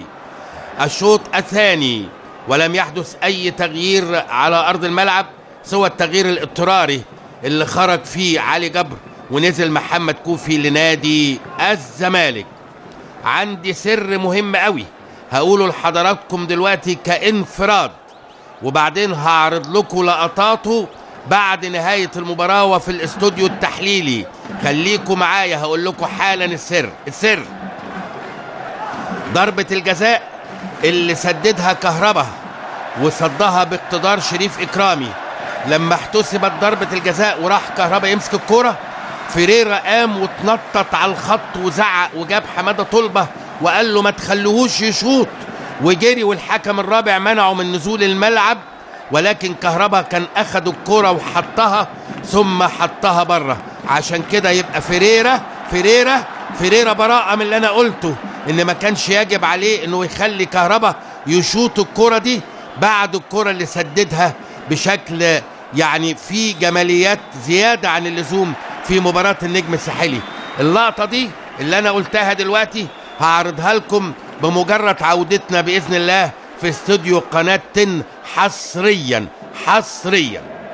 ضربة حرة مباشرة النادي الأهلي يلعبها حسام لصبري، صبري عرضية معدية وهوبا وبره. لكن رمضان صبحي بدأ يظهر في الكادر. رمضان صبحي اختفى نص ساعة أو تزيد، ولكن بدأ يظهر في الكادر وتسبب في ضربة الجزاء المؤثرة جدا والفاصلة جدا في سير المباراة في شوطها الثاني. ضربة مرمى لصالح أحمد الشناوي. بدأت كاميرات المخرج البرتغالي تروح ناحية المجيدين. اللقطة اللي فاتت كان أحد المجيدين في الربع ساعة الأخيرة من الشوط الأول رمضان صبحي. طويلة وعالية من كوفي، ارتقاء مرة تانية على وسط الملعب، تدخل وضربة حرة غير مباشرة لصالح النادي الأهلي على محمد كوفي. طويلة وعميقة ياخدها مليك إيفونا، عايز يحط جسمه لكن يطلع على طول دويدار على وسط الملعب مرة تانية ناحية اليمين أحمد توفيق، ومليك إيفونا يشنكله. ضربة حرة مباشرة لنادي الزمالك من ناحية اليمين. 45 دقيقة من نار، 45 دقيقة ستشهد كفاح رهيب على أرضية الملعب. الزمالك الحلم الكبير ياخد البطولة الثالثة والثلاثة من غريمه التقليدي. الأهلي بيحلم ببطولة يبتدي بيها موسم في منتهى القوة. ملك إيفونا يزق كورته لكن مقطوعة على وسط الملعب مرة تانية. حسام عاشور يلم كورته كده بهدوء وثقة كبيرة قوي. حسام غالي ماشي، أرضية تروح لإيفونا، حطها لوليد سليمان، طويلة أطول من لازم وتبقى سهلة في متناول الحارس أحمد الشناوي. الأهلي بادي الشوط الثاني بثقة، لكن المهم الكرة اللي تخش المرمى، هو ده الموضوع.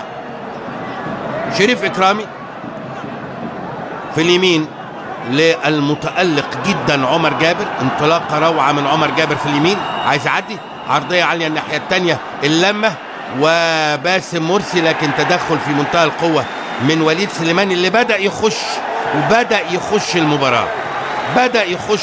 وليد سليمان معروف رجع مرة تانية في الشمال، وأتصور ربما كهربا يروح الناحية التانية. هنشوف دلوقتي. معروف هو اللي بيلعب على أحمد فتحي بعد ما كان كهربا هو اللي ملازم لأحمد فتحي. على وسط الملعب حسام عاشور، والزمالك زي ما بدأ الشوط الأول كله متراجع في وسط ملعبه.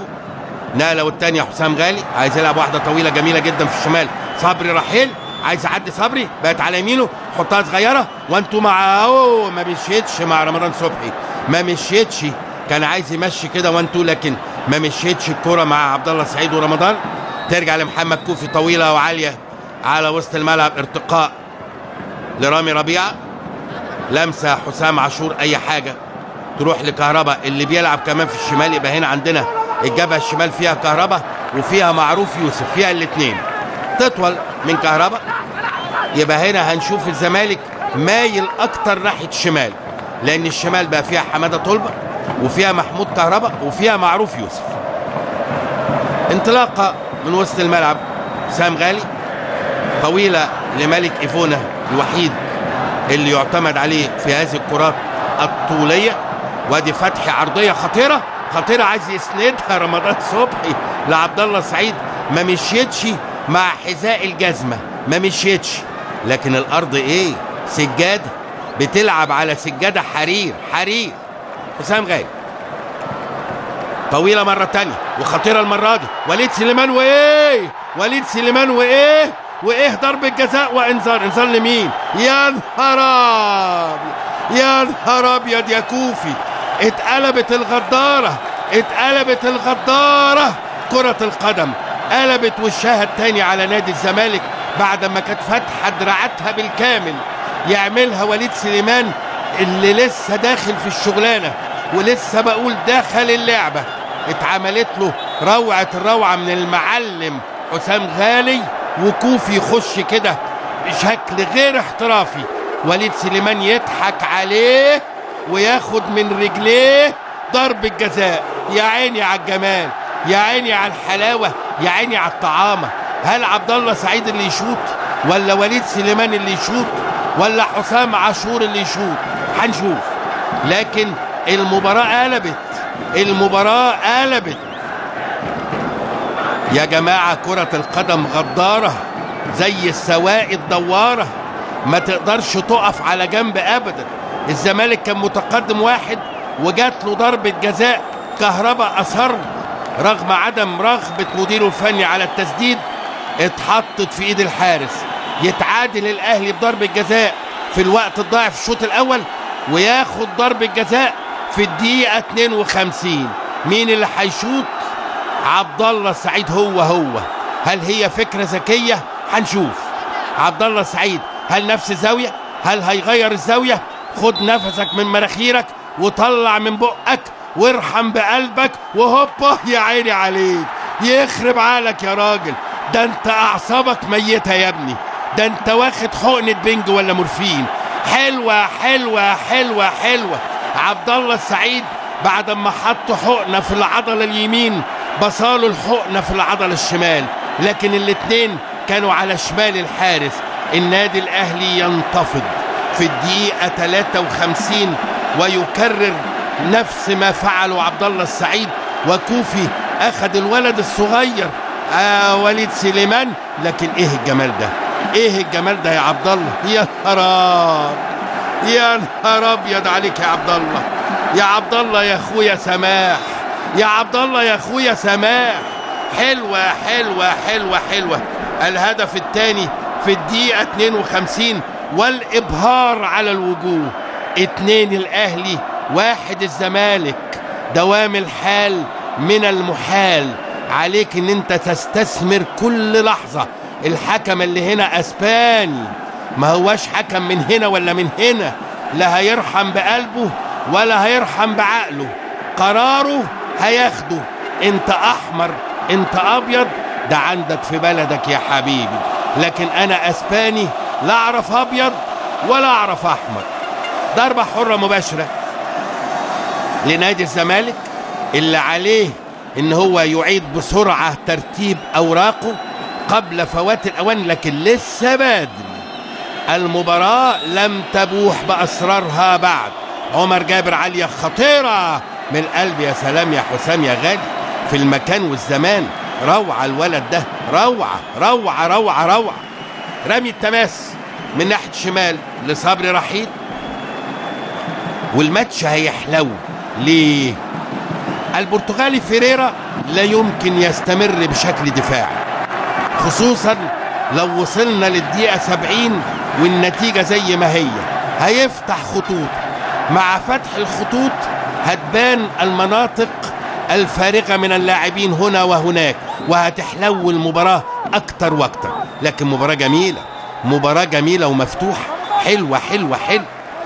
ضربة حرة مباشرة لنادي الزمالك على وسط الملعب. طارق حامد، حمادة طلبة في الشمال. تسبب حمادة طلبة في ضربة جزاء، وتسبب محمد كوفي في ضربة جزاء، وتسبب أحمد فتحي في ضربة جزاء. الزمالك عايز ضربة جزاء، كما لو كان اليوم العالمي لضربات الجزاء. ما هو الراجل ايه، ادى 3 ضربات جزاء. خلي بالك نشوفها. طلع حجازي وايضا مرسي، لكن الحكم قال ما فيهاش حاجة. خلي بالك الحكم هو قرار لحظي. نشوف دي الاول. انطلاقة من ناحية اليمين، نقلة والتانية على وسط الملعب حسام عاشور، وفي انذار هنا مؤكد انذار لطارق حامد. الاعصاب هنا لازم تتدخل، الاعصاب لازم تتدخل، لانه ما يجب على الاطلاق ان حد تفلت اعصاب. ما ينفعش في مباراة زي دي لازم اعصابك تبقى في تلاجة، لازم. مرسي بيقول والله كذا كذا، لكن واضح ان باسم مرسي خارج ولا ايه؟ يا مخرج ورينا، يا مخرج ورينا الله يخليك. هو زعلان قوي على الكرة اللي فاتت، لكن هنشوف. هو اخد انذار في الكرة اللي فاتت كمان باسم مرسي. هو اداله انذار، اوكي، للاعتراض. يبقى باسم مرسي اخد انذار للاعتراض. زي ما بقول لكم الاجانب يا جماعه ما بيهزروش. كارلوس كاربالو رايح يتكلم، يظهر مع حد من الجهاز، وبينبه ده حماده انور المدير الاداري. يبدو ان هو برضو اعترض عليه بقوه، اخذ قرار باخراجه بره الملعب. ده حماده انور المدير الاداري المحترم الحقيقه لنادي الزمالك. ضربه حره مباشره على مسافه 34 متر من مرمى احمد الشناوي، يلعبها وليد سليمان بشماله. وادي طارق حامد اللي اخذ انذار ايضا. وادي عرضيه خطيره لكن بالبوكس على طول، برافو الشناوي. ترتد مره ثانيه وشوطه اي كلام، وضربه مرمى لصالح نادي الزمالك. مباراه حلوه وقويه فيها 3 أهداف حتى الان، وضربه جزاء ضائعه لنادي الزمالك باقدام كهربا. كمان مهم قوي ان كهربا ينسى الحكايه دي تماما ويفكر في الملعب، وينسى ان هو ضيع ضربه جزاء. ضربه مرمى طويله وعالي، رامي يردها على وسط الملعب. حسام عاشور. بصوا الزمالك يا جماعه بدا يخش فين بقى؟ ادي اللي انا بقول عليه، في 5 دلوقتي في وسط ملعب النادي الاهلي. هل السلاح ده هيبقى مع ولا ضد نادي الزمالك؟ هنشوف. كوفي يلعب وش رجله طويله وعاليه، يلعبها باسم مرسي. برافو يا باسم، في اتجاه المتألق عمر جابر. يا ولد يا لعيب، لعيب كبير. رمضان خش لجوه، رمضان يا ولد يا لعيب. حسام عاشور بالعقل قوي، نقله والثانيه وليد سليمان اللي دخل اللعبه، دخل اللعبه صغيره في الشمال. رمضان عايز يعدي بسرعته، اتلم عليه 3، بقت صعبه جدا. برافو زمالك، عامل شغل دفاعي كويس. لكن رمضان مره ثانيه، حسام عاشور، رمضان مره ثالثه عايز يعدي، حطها صغيره. نقله ثانيه عبد الله السعيد، نقله والثانيه خطيره. يا نهار، يا نهار، حلوه. الاهلي بدا يتماسك بقوه وبدا يهدد مرمى الزمالك بقوه. الثقه بتصنع كل حاجه. لما تقدم بهدف بدات الثقه تزيد، بدا النقل باقتدار يزيد. في تغيير هيحصل. مؤمن زكريا انا شايف رقم 8، التغيير هيتم، هنشوف. ده مؤمن زكريا وده رمضان صبحي. رمضان صبحي هيخرج، تغيير مفاجئ بالنسبه لنا الحقيقه، وهينزل مؤمن زكريا رقم 8. هنشوف ولا في حد تاني قال له استنى شويه. القرار ايه؟ وليد سليمان. اوكي خلاص، وليد سليمان مقبوله. هو اشتكى، واضح وليد سليمان اشتكى، ويبقى كده مؤمن زكريا رقم 8. لان انا قلت صعبه تبقى رمضان، لانه رمضان مهما كان عنده انطلاقات وابداعات في اوقات مهمات. نزل مؤمن زكريا في الدقيقه 60، وخرج وليد سليمان بعد ما تسبب في ضربة جزاء هامة جدا. عشان كده بيتلقى التهنئة من الجميع. اشتكى لأنه من فترة ما بيلعبش، لعب 60 دقيقة بمنتهى القوة الحقيقة، وتسبب في ضربة جزاء. وادي معروف يوسف كمان خرج، ونزل الحاوي أيمن حفني. يبقى هنا تغيير وهنا تغيير. طويلة خطيرة، منتهى الخطورة. يا نهار أبيض، منتهى الخطورة. أيمن حفني أتصور سيصنع الفارق في أداء نادي الزمالك. عمر جابر يلم كورته على يمينه. أحمد توفيق عايز يلعبها صغيرة في اتجاه عمر جابر، ترجع له مرة تانية. لازم الزمالك يمسك أعصابه، لو مسك أعصابه هيأدي بشكل أفضل بكتير جدا. دويدار يرجع للشناوي. دويدار مرة تانية في الشمال، كان ضاغط ايفونا على امل اي خطأ. وسط الملعب طارق حامد، طارق حامد على يمينه مرة تانية احمد توفيق لطارق. في تحركات كتيرة من نادي الزمالك دلوقتي في التلت الهجومي. شايفين كام تيشيرت ابيض؟ وادي واحدة اهي، وادي واحدة اهي طويلة، لكن يا ولد يا لعيب احمد فتحي على طول يطير الكورة تروح في الشمال. طارق حامد، محمد كوفي، استلام. الزمالك اتنقل دلوقتي في نص ملعب الاهلي. كاميرا قدام حضراتكم، ما كناش بنشوف هذا العدد في نص ملعب النادي الاهلي. هو سلاح ذو حدين، ممكن يبقى سلاح رائع هجومي وممكن يبقى سلاح صعب جدا دفاعي. انطلاقه رمضان صبحي يحط جسمه مع احمد توفيق، الاثنين شباب، اثنين صغيرين من اللي عندهم قدره على الالتحام والجري الكتير.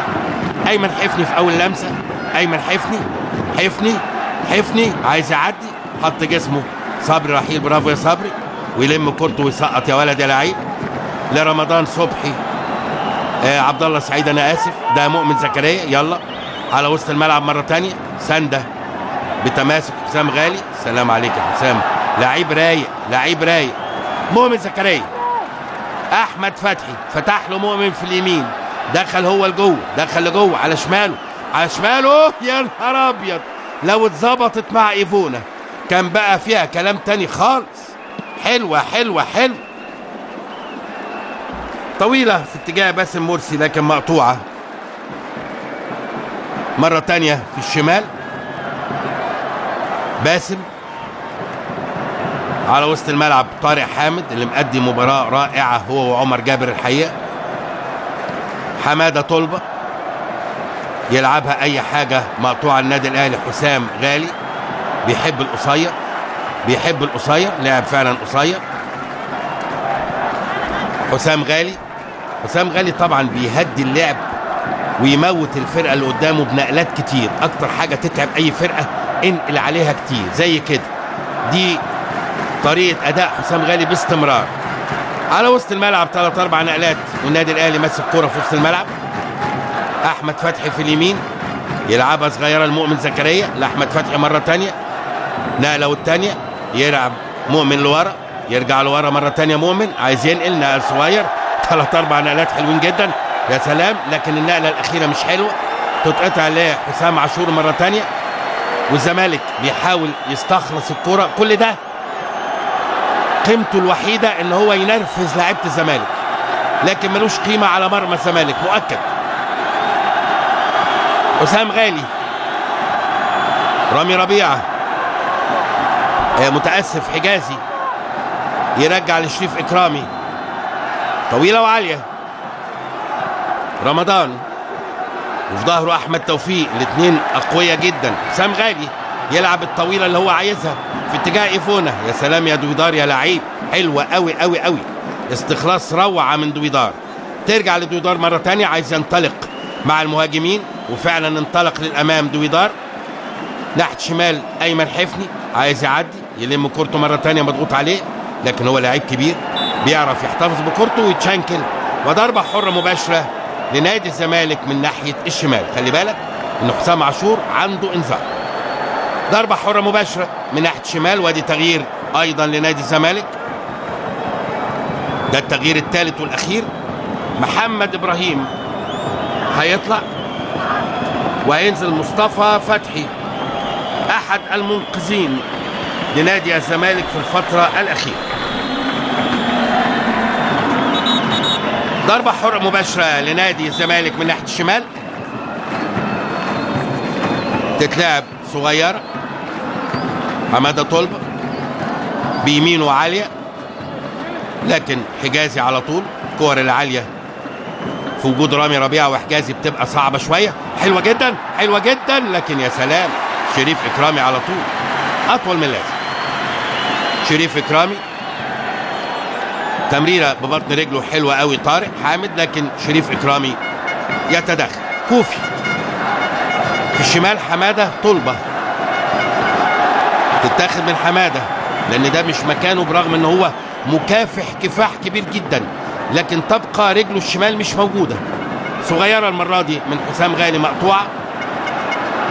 على وسط الملعب مصطفى فتحي اول لمسه له، انطلاقه من ناحيه اليمين لكهربا، ماشي كهربا عايز يعدي وخطيره وتضرب وتطلع، لكن كهربا خطير. جه كهربا في اليمين ضربه مرمى. مظبوط يا كهربا، مظبوط يا كهربا.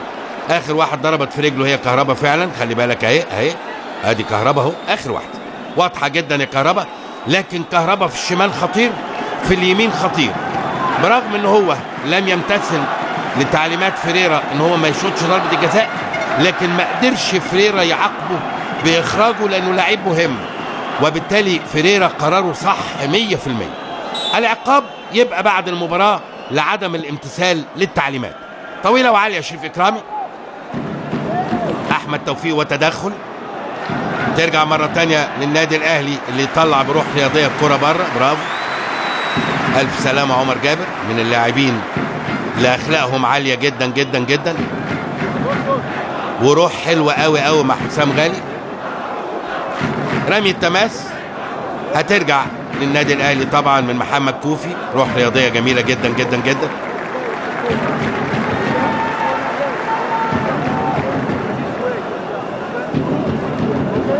انطوي، جون انطوي هينزل مكان مين؟ جون انطوي، هنشوف. النادي الاهلي ولمسه مؤمن زكريا، مؤمن يحطها في الشمال، خطيره خطيره خطيره خطيره خطيره وهوبا والهدف. يا نهار ابيض، يا نهار ابيض يا مؤمن يا زكريا، يا نهار ابيض يا مؤمن يا زكريا. الزملكاويه بتقول له مش كنا على الحلوه والمره متعهدين؟ ليه تنسى بالمره؟ عشره بقالها سنين حلوه يا مؤمن يا زكريا. 3-1 3-1 انتفض المارد الاحمر، والدقيقه 68 3-1 مؤمن زكريا بضربه راس روعه الروعه يحطها في المقص البعيد العالي، في المقص البعيد العالي مؤمن زكريا. يا على الجمال، يا على الحلاوه. بص رمضان، بص رمضان، وادي الشناوي، وادي مره تانيه مؤمن زكريا. ارحم يا مؤمن، ارحم يا مؤمن. حلوه حلوه حلوه حلوه، يا عيني يا عيني يا جمالها يا دلالها. 3-1 النادي الاهلي. شوفوا الكوره، شوفوا الكوره وقسوتها، شوفوا الكوره وقسوتها. نادي الزمالك متقدم 1، جات له ضربه جزاء يبقى 2، يضيعها كهربا، يتعادل الاهلي يا ابو عبد الله السعيد، يخش عبد الله السعيد في الشوط الثاني يجيب جون، ومؤمن زكريا اللي ما عندوش قلب، اللي ما عندوش قلب، في الدقيقه 68 يجيب الهدف الثالث. 3-1. ايه الليله دي؟ ايه الليله الغريبه دي؟ يا نهار ابيض. حسام غالي المعلم، المعلم حسام غالي بيعمل كل اللي هو عايزه في وسط الملعب. فعلا لعيب يساوي تقله ذهب.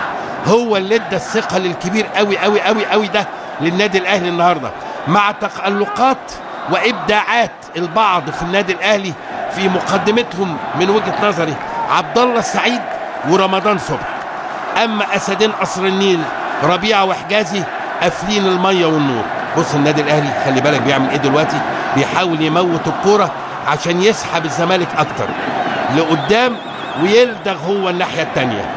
لكن مباراه جميله وبديعه، مباراه في حب مصر، مباراه في حب مصر. حاجه جميله جميله جميله ومشرفه للغايه. سلوكيات روعه الروعه للجماهير، عايزينها تبقى كوبي هنا في مصر، تبقى كوبي هنا في مصر ان شاء الله. لازم يا رجاله، لازم يا شبابنا الحلو، لازم تدونا الصوره الحلوه دي لمصرنا الجميله هنا في الاستادات اللي موجوده في مصر، وترجع الجماهير مره تانيه بشكلها روعه الروعه، روعه الروعه. انطلاقه من ناحيه اليمين، احمد فتحي يلعبها صغيره لمؤمن زكريا، عايز يعدي، لكن يا ولد يا لعيب يتدخل بشكل روعه الروعه. وانطلاقه كالعاده من عمر جابر طويله في الشمال، استلام لباسم، باسم عايز يعدي، باسم عايز يعدي ومعاه ربيعه، تطول منه بشنكله، وضربه حره مباشره لصالح نادي الزمالك من ناحيه الشمال. مباراه بقت قويه جدا، بقت قويه جدا وسريعة جدا، واتقلبت المباراة في تلت ساعة، اتقلبت في تلت ساعة. ضربة حرة مباشرة لنادي الزمالك، الدقيقة 71. 3 النادي الأهلي، 1 نادي الزمالك. تقدم عمر جابر في الدقيقة 25 للزمالك، تعادل عبد الله سعيد في الوقت بدل ضايع من الشوط الأول، أضاف عبد الله سعيد في الدقيقة 52، ثم مؤمن زكريا في الدقيقة 68. لسه المباراة لم تبوح بكل أسرارها، لم تبوح بكل أسرارها، وهوبا سهلة من باسم مرسي في إيد شريف إكرام. شريف،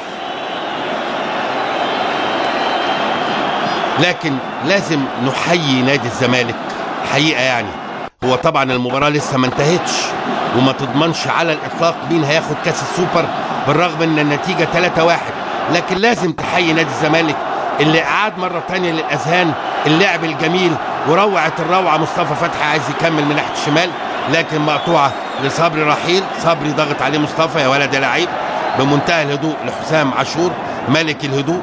أرضية صغيرة، نقلتين 3، حسام عاشور مرة تانية يفتح هناك خالص في اليمين عند أحمد فتحي، بيتحرك له مؤمن زكريا ومعاه باسم مرسي. أحمد فتحي عايز ينطلق يلعبها صغيرة، 3-4 نقلات للنادي الأهلي في منتهى الإتقان، لكن المرة دي النقلة أطول أو أصغر من اللازم، تبقى ضربة مرمى لصالح طارق حامد. طارق حامد طبعا سخن، وده وضعه طبيعي جدا وفقا لسير المباراة. تسقيطة طويلة وحلوة في اتجاه كهربا. حكم بيقول ما فيهاش حاجة، الكل عايز ضربة جزاء كما لو كان اليوم العالمي لضربات الجزاء. حجازي بيقول له قوم يا كهربا، ما يصحش كده، وكهربا طبعا بيدور على ضربة جزاء. هم متصورين اللعيبة في أرض الملعب إنه الحكم مدام حسب ضربة جزاء أي واحد هيقع داخل المنطقة هياخد ضربة جزاء، وهذا غير حقيقي على الإطلاق. ضربة حرة مباشرة لصالح النادي الأهلي، تدخل قوي من حمادة طلبة، وياخد انذار لحمادة طلبة.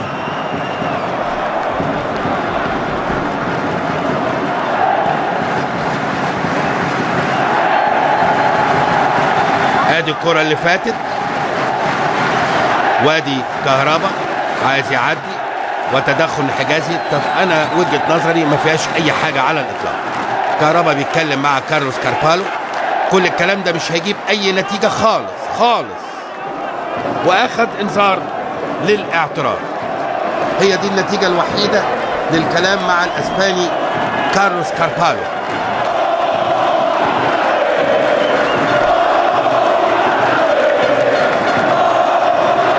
ضربة حرة مباشرة لصالح النادي الأهلي،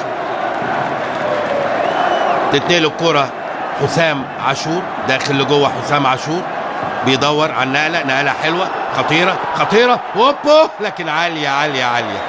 عبد الله سعيد المتألق، وانا حطيته من ضمن مبدعي النادي الأهلي. ليه؟ لأنه سدد ضربتين جزاء عايزين أعصاب من حديد. ضربة مرمى لصالح نادي الزمالك، أحمد الشناوي.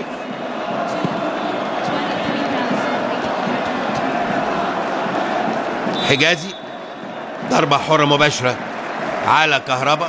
لازم كهربا يحتفظ بأعصابه، لسه ربع ساعة، كل حاجة فيها ممكنة، لكن لو خرج أعصابك ما قدرتش تتحكم فيها، اعرف ان ما عندكش اي فرصة لأي حاجة.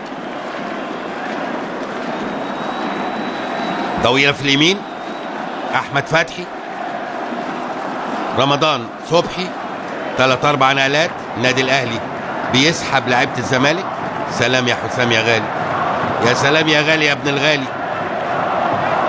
صبري، حسام غالي مرة تانية.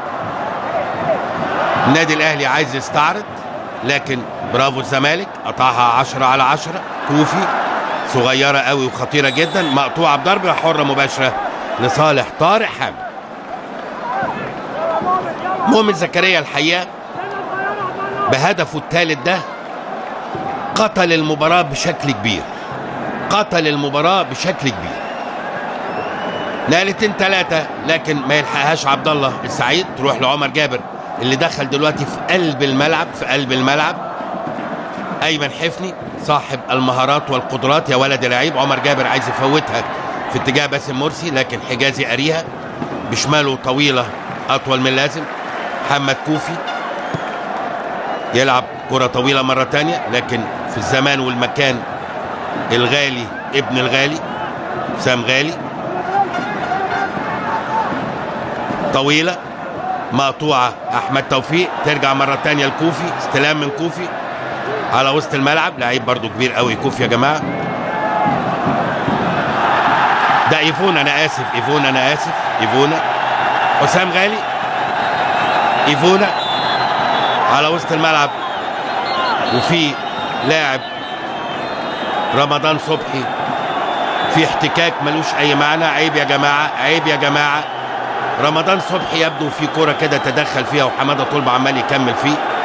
ما يصحش الكلام ده خالص خالص خالص. عيب عيب عيب عيب عيب عيب. حجازي تدخل على طول ومحدش يخش من جوه لانه هذا مظهر لا يليق ابدا ابدا.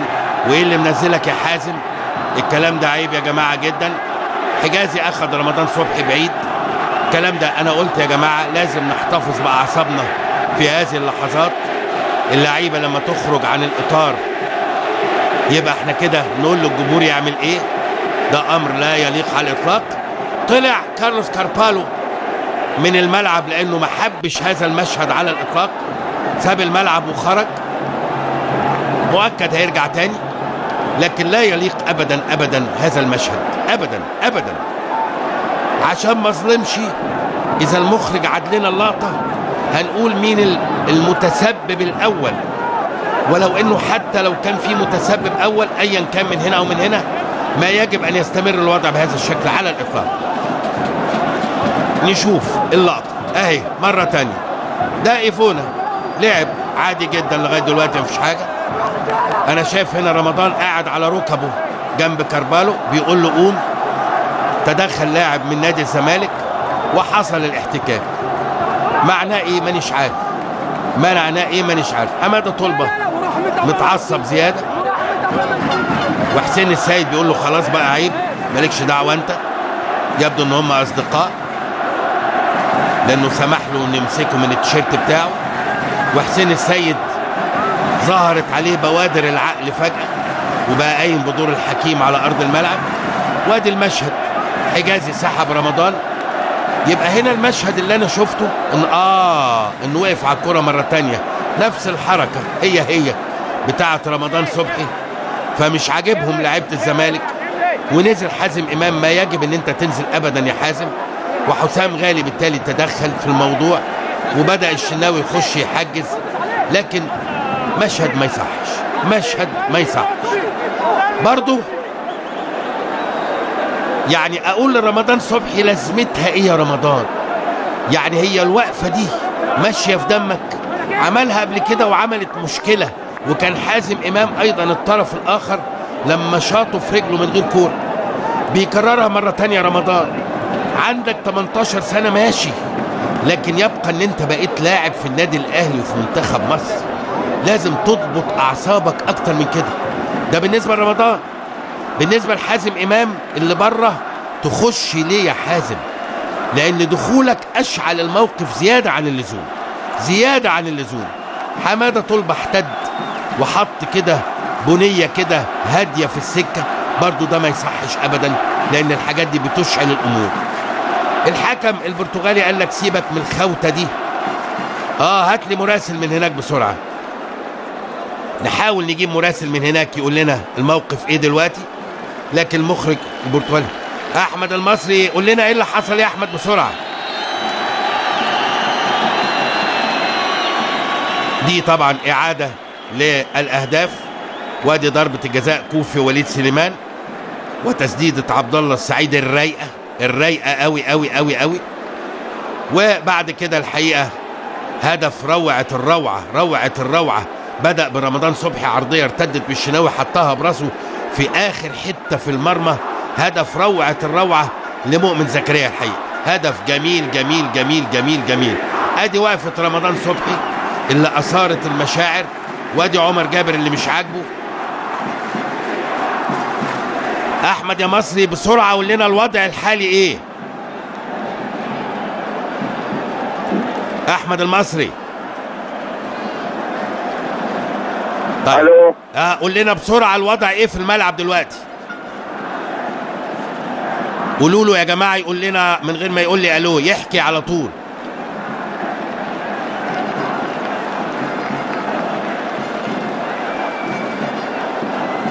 طيب لغايه لما يخش علينا مره تانية يا احمد، خلينا نتابع اللقطات المخزنه لدى المخرج البرتغالي لهذا اللقاء. حابين نعرف ايه اللي في الملعب دلوقتي. قول يا احمد اتفضل، ايه الوضع دلوقتي؟ تحياتي لك كابتن مدحت شلبي، وتحياتي لكل متابعي ومشاهدي التلفزيون في كل مكان. هي مباراه سوبر في كل شيء حتى جاءت الدقيقه 77 عندما قام اللاعب رمضان صبحي بعمل لعبه استعراضيه يعني في وسط ملعب الزمالك. انقلب الحال تماما، لاعبي الزمالك اتجهت الى اللاعب في محاوله للهجوم على اللاعب، لكن لاعبي الزمالك سواء اللاعبين الكبار باسم مرسي حازم امام ولاعبي الاهلي قاموا بتهدئه اللاعبين الصغار بالفعل وقاموا باحتواء الموقف. اللاعب نفسه كان خارج الكابتن عبد العزيز عبد الشافي، يعني بيقول له انت عملت ليه كده؟ اللاعب بيقول له انا مش عارف غصب عني.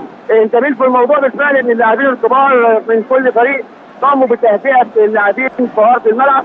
الموضوع في المقصوره مختلف تماما. يمكن سياده المستشار مرتضى منصور قام في نفس الوقت وطالب من الجهاز الفني وطالب من بريرا ان هو يسحب لاعيبته بعيد عن لاعبي النادي الاهلي، ما يحصلش اي احتكاك.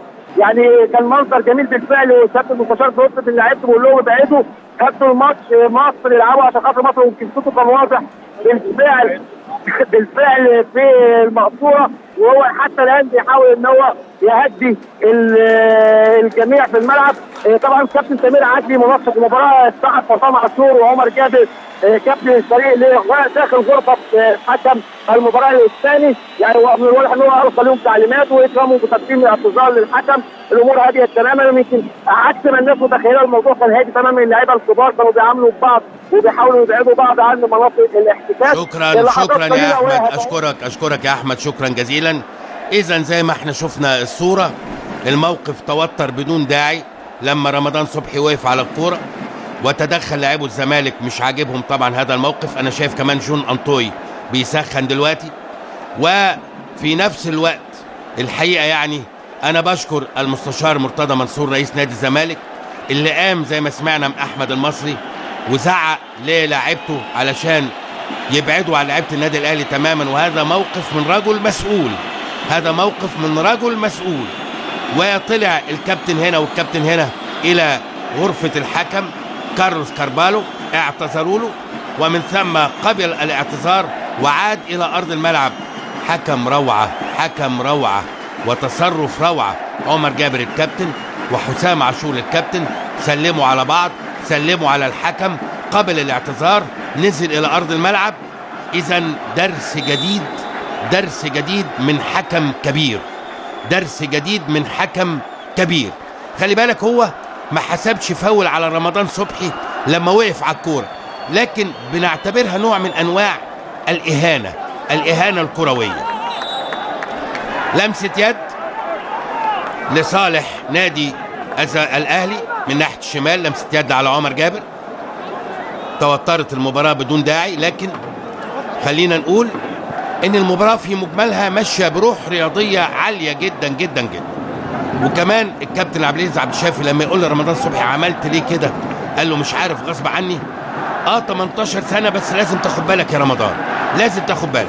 انطلاقه لنادي الزمالك لما ضربه حره مباشره على قوس منطقه ال 18 على احمد حجاز.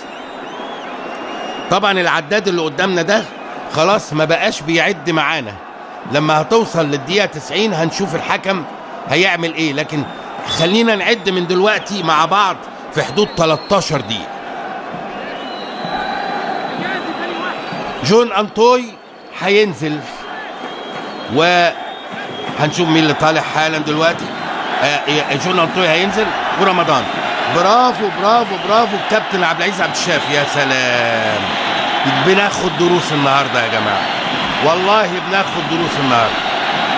روعه من الكابتن زيزو انه غير رمضان صبحي رغم تألقه الرائع، لكن طلعه لانه ما كان يجب ان هو يعمل الحركه اياها دي، ونزل جون انطوي رقم 3. وبكده يبقى الكابتن زيزو هيلعب بإيفونا وانطوي. الكرة دي تفصل وتفرق قوي لو دخلت داخل وهوبا، لكن برضه هي يا باسم في ايد شريف اكرامي، هي في ايد شريف اكرامي في نفس المكان اللي هو واقف فيه تماما. كنت افضل في الكرة دي ايمن حفني، الشمال بتبقى قاسية جدا على الحراس. على وسط الملعب طويلة وعالي، كوفي، حسام غالي، سلام عليك يا حسام. ترجع لمحمد كوفي مرة تانية في اليمين لمصطفى فتحي، دخل لجوه، لعيب هايل مصطفى يصنع الفارق في كثير من الأحيان. داخل مصطفى عدى، اتقفل عليه، عايز يعدي، يخش لجوه مرة تانية، بيدور على التمريرة أرضية أراها باقتدار حجازي، سلام عليك يا حجازي. نقلة والتانية في الشمال، انطلاقة للإفريقيين، عايز ينقلها ما مشيتش معاه انطوي، أول لمسة له ما راحتش الإيفونا، تروح للمتألق عمر جابر، سلام عليك يا عمر. مقطوعة للنادي الأهلي، صبري رحيل النهارده عامل ماتش حلو قوي الحقيقة يا جماعة. نقلتين 3 حسام غالي على وسط الملعب، يا سلام على النقل. حسام غالي مرة تانية هيفتح في اليمين، ماشي بالراحة قوي قوي قوي قوي، فتح لمؤمن زكريا، مؤمن داخل لجوه، حل عليه من بعيد كهربا، حطها في اليمين، انطلاقة وفي مساحة مؤمن زكريا، مؤمن أرضية مش معدية، مقطوعة لنادي الزمالك. طارق حامد عامل جيم ايه يا جماعة، طويلة وعالية من دويدار، لكن حسام عاشور لحسام غالي يا عيني، نقلة صغيرة، والتانية في اليمين أرضية، هيلعب العرضية، والعرضية عالية، وحشة، بالرغم ان احمد فتحي ما كانش حد معاه على الاطلاق. الكور دي تتلعب يا اما أرضية برازيلية عنيفة وقوية، يا اما عالية ولكن بسرعات عالية كمان، لكن البالونة دي ما تنفعش. شناوي طويلة وعالية في الشمال، أطول من اللازم، ما يلحقهاش كهربا، تبقى رمي التماس لصالح النادي الأهلي من ناحية اليمين. رمي التماس، جون أنطوي نازل بصحته وعافيته، سحبه بمنتهى القوة حمادة طلبة، تبقى ضربة حرة مباشرة لصالح النادي الأهلي من ناحية اليمين. أهلاوية فرحانين وده حقهم، الزملكاوية زعلانين وده طبيعي، لكن ما تزعلش أكتر من لازم، خلاص مباراة. وعلى فكرة لسه بدري. طويلة وعالية، محمد كوفي، استلام جاي له طارق حامد، يكمل كوفي وبطن رجله حلوة جدا للولد الشقي مصطفى فتحي، يسحبه من ايده مؤمن زكريا، تبقى ضربة حرة مباشرة للزمالك من ناحية اليمين. زعلان فريرة ليه؟ المباراة كانت في متناوله، كان ممكن يبقى 2-0 والدنيا تتغير، لكن سبحان الله. طويلة خطيرة والهدف. بقول لحضراتكم لسه بدري. حلوة من كهربا، غمزها بوش رجله الخارجي، روعة الروعة يا كهربا، نقلة جميلة بوش رجله حطها عمر جابر، حلوة قوي، يا سلام يا جابر، جميلة وكهربا بوش رجله الخارجي، روعة كهربا، الله عليك يا كهربا، حلوة. محمود كهربا في الدقيقة 90 وفقا للزمن اللي قدامي، النتيجة 3-2، ولسه مؤمن زكريا دفعة، لكن الحكم بيقول ما فيهاش حاجة، فعلا ما فيهاش حاجة، تروح لمصطفى فتحي. 3-2 يعني ايه؟ يعني هدف، تبقى 3-3. نروح لضربات الترجيح، الله أعلم.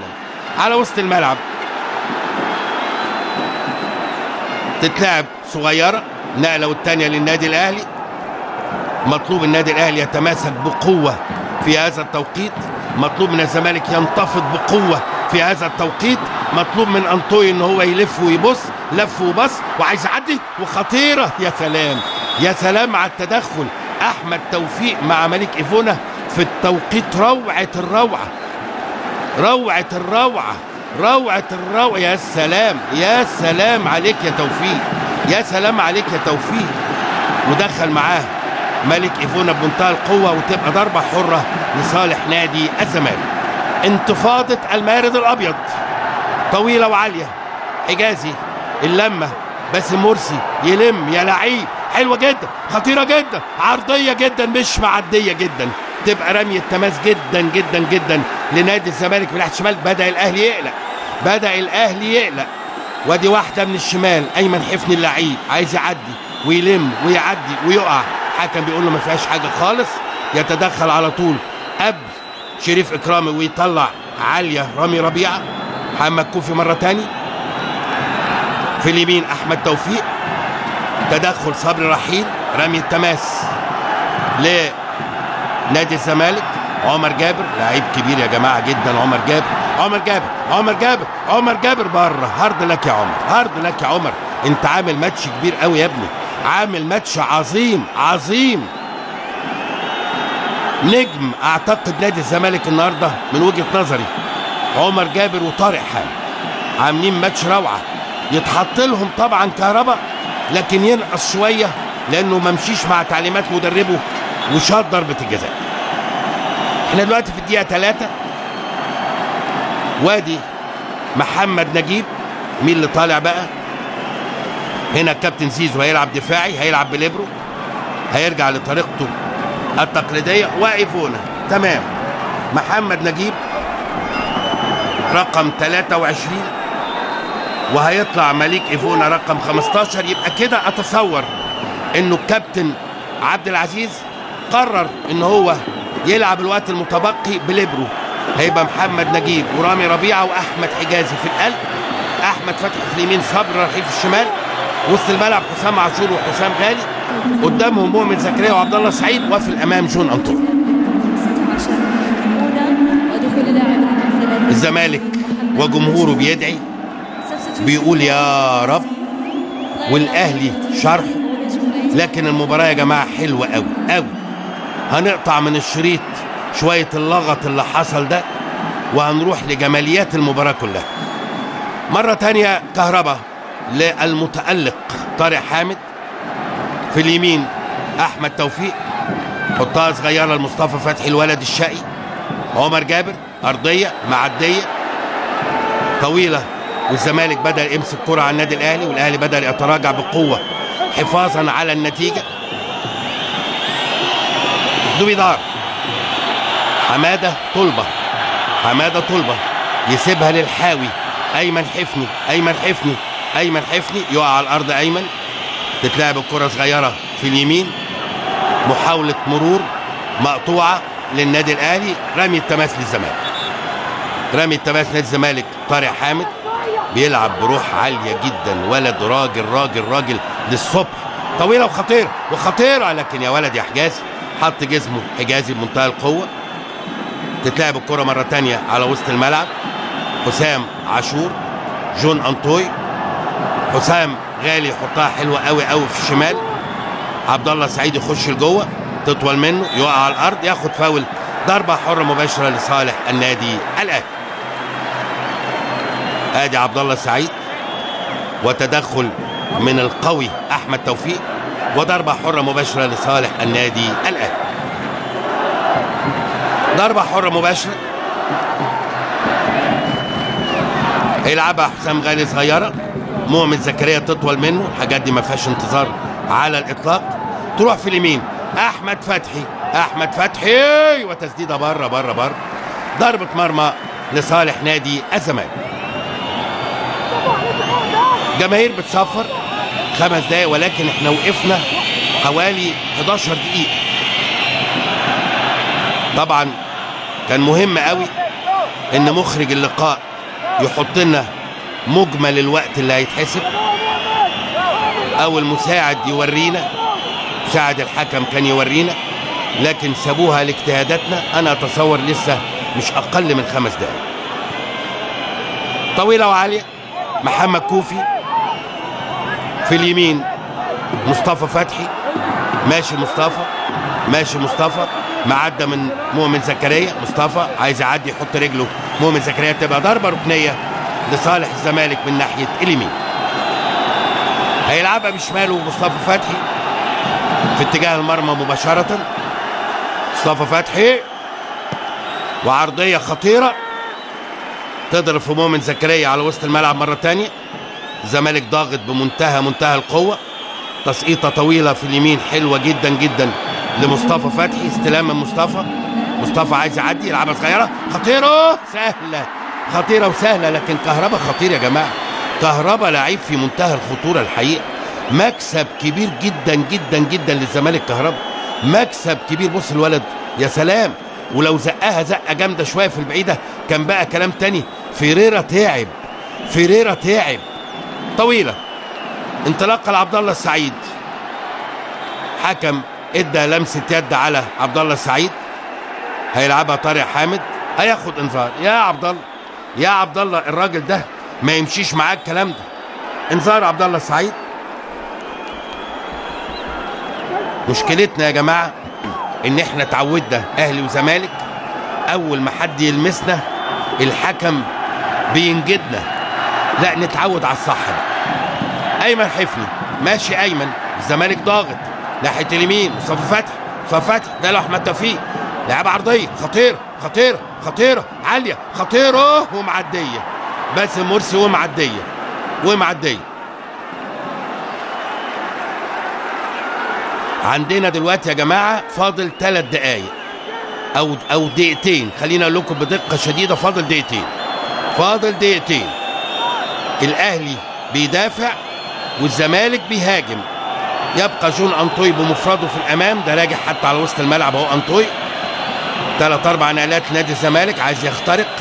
محمد كوفي بطن رجله حلوه جدا، استلام تدخل. المرتده هتبقى خطيره لو عرفوا يعملوها النادي الاهلي. ضربه حره مباشره لصالح النادي الاهلي وانذار لاحمد توفيق. خلاص بنلعب في الوقت القاتل من المباراة. باسم مرسي نط في حمام السباحة، وضربة حرة مباشرة للنادي الأهلي. وادي رجولة شديدة جدا تصل لدرجة الخشونة من كلا الفريقين. جماهير الأهلي سعيدة جدا جدا. طبعا خطيرة هوبا. يا نهار ابيض يا انطوي سرق المدافعين. خلي بالك ادي مؤمن وادي هوبا. يا نهار ابيض لو حط كده كعبه بقلشه شويه في البعيده كان بقى الهدف الرابع مؤكد. عبد الله سعيد ترقيصه صغيره بشده، الحكم ما خدش باله. تمشي النادي الزمالك طويله وعاليه، ارتقاء على وسط الملعب. حجازي ويطلق الحكم الاسباني كارلوس كاربالو صفارة نهاية الشوط الثاني والمباراة بفوز النادي الاهلي بالسوبر الرابع بعد ان تغلب على منافسه وغريمه التقليدي نادي الزمالك 3-2 في مباراة روعة وروعة الروعة. أدى فيها الفريقين أداء مبهر. مفيش أبدا مشكلة. بكلم جمهور الزمالك اوعى تنزل دمعة من دموعك. فريق الزمالك فريق عظيم ولعب مباراة كبيرة جدا جدا جدا. فريق الأهلي فريق عظيم وعناق عظيم بين اللاعبين الأهلي والزمالك. النهاردة الأهلي